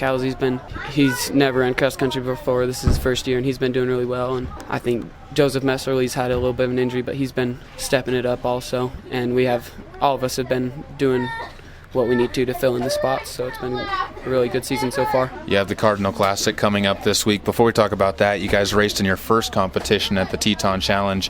How did the team do there? I think we did well, but we definitely have a lot of room for improvement to close together our pack time and just come together as a team and run faster as a team. This week, the Cardinal Classic is going to be one of the bigger meets that you race in until you get to the state championships. 28 teams are going to be there. Is there something about this meet that makes it really special to you? We run at Kelly Park a lot, so it makes it special to run where we've practiced a lot, and we know the course really well, so we know where to make our moves, and having a whole bunch of people to push you really helps too. Final question for you, and that's when you look forward to this meet, success and failure is usually based off of wins and how you do as far as standings wise, but if you take all that out, what is the one thing you need to do in order to consider this a successful meet? I think we need to have one of our best pack times as far as having our top 5 or our top 7 together, and everybody improving their times a lot from that harder meet of the Teton Challenge, so that would be a success in my eyes. Riley, thank you again for taking the time, and good luck this weekend. Yep, thank you. That Riley Simmons from the Soda Springs cross country team. Let's take a quick look at a recap here and wrap things up on our post-game show as the Firth Cougars come away with a 27-7 victory over the Soda Springs Cardinals. And we'll talk a little bit more about this in what comes later. But first, the stats: 225 rushing yards for the Firth Cougars. They were led by their quarterback, Brody Cates, as he ran for 80 yards on 9 carries. Again, 225 rushing yards, an improvement from the 434 they gave up last week to West Jefferson for the Cardinals. 59 yards through the air for the Cougars. Again, a definitely not a bad performance on the defensive end for the Soda Springs Cardinals. They only gave up 2 offensive touchdowns. There was a 35-yard interception return, a 55-yard punt return, and then 2 passing touchdowns. So one of those was set up by a blocked punt. So the defense for Soda Springs and the Cardinals really, as I said, playing a very, very solid game here tonight as they look to really be the building block for what this team can do. On the offensive end for the Cardinals, I should say, they rushed for 53 yards. Again, a little bit of a downgrade, or excuse me, an improvement from what they were able to do last week. And on the passing side of things, 69 passing yards for Devin Adams. That's a step up from last week when he threw for 50, although he did throw 3 interceptions. Part of that, though, was late interceptions in each of the halves where he was trying to get his team back up onto the scoreboard. One of the men who really stepped up, though, that really has to be our player of the game for the Cardinals in tonight's contest has got to be Andrew Stewart. Not only did he have 1 reception for 39 yards that really got the momentum going for the Cardinals, he also stripped Adams of the football to get them their only score, where he rumbled 40 yards downfield to get that score, and the extra point was good from Adams to make it 27-7. That's your recap of tonight's game. Thank you again for tuning in. We'll be back again on Wednesday when we watch the Soda Springs Cardinals volleyball team take on Cokeville at home, and then Thursday we will have a match at Marsh Valley as the Soda Springs Cardinals go to Marsh Valley on the volleyball court as well. And don't forget either, this is a big thing, the red and black scrimmage coming up next Friday for the football team. Captains chose the team. The JV will go at the 3rd and 4th quarters. The varsity will be in the 1st and 2nd quarters. It's a fundraiser for the football team. There's cheerleaders recruited. It's a great way to go out there. It's going to be in the evening most likely, but again, get out there, support the football team in that scrimmage. There'll be a good chance to see what they can do against people their size. And again, the big thing to really take into focus on this, Firth is not a bad team. This team lost 8-0 to the defending state champions. When you do that, you're definitely a team that could have things to say later on in the future. That wraps it up for me. I want to remind everybody on listening in. Again, we'll be back on the air on Wednesday. But also, I want to thank you all for listening in. The proceeding has been a sports production and sports broadcast of Old West Media Incorporated and Cook Brothers Broadcasting. No portion of this production can be used or rebroadcast without express written consent of Old West Media Incorporated. Tonight's executive producer is Val Cook. I'd also like to thank our sales team as well as our office manager, Kim Miller, and general manager, Warren Cook. Thanks to all of our sponsors as well as you for tuning in. Once again, the final score for tonight's game is 27-7. For tonight's videographer, Ethan Parker, I'm Caleb Burgraff. Thank you again for tuning in to Cardinals football.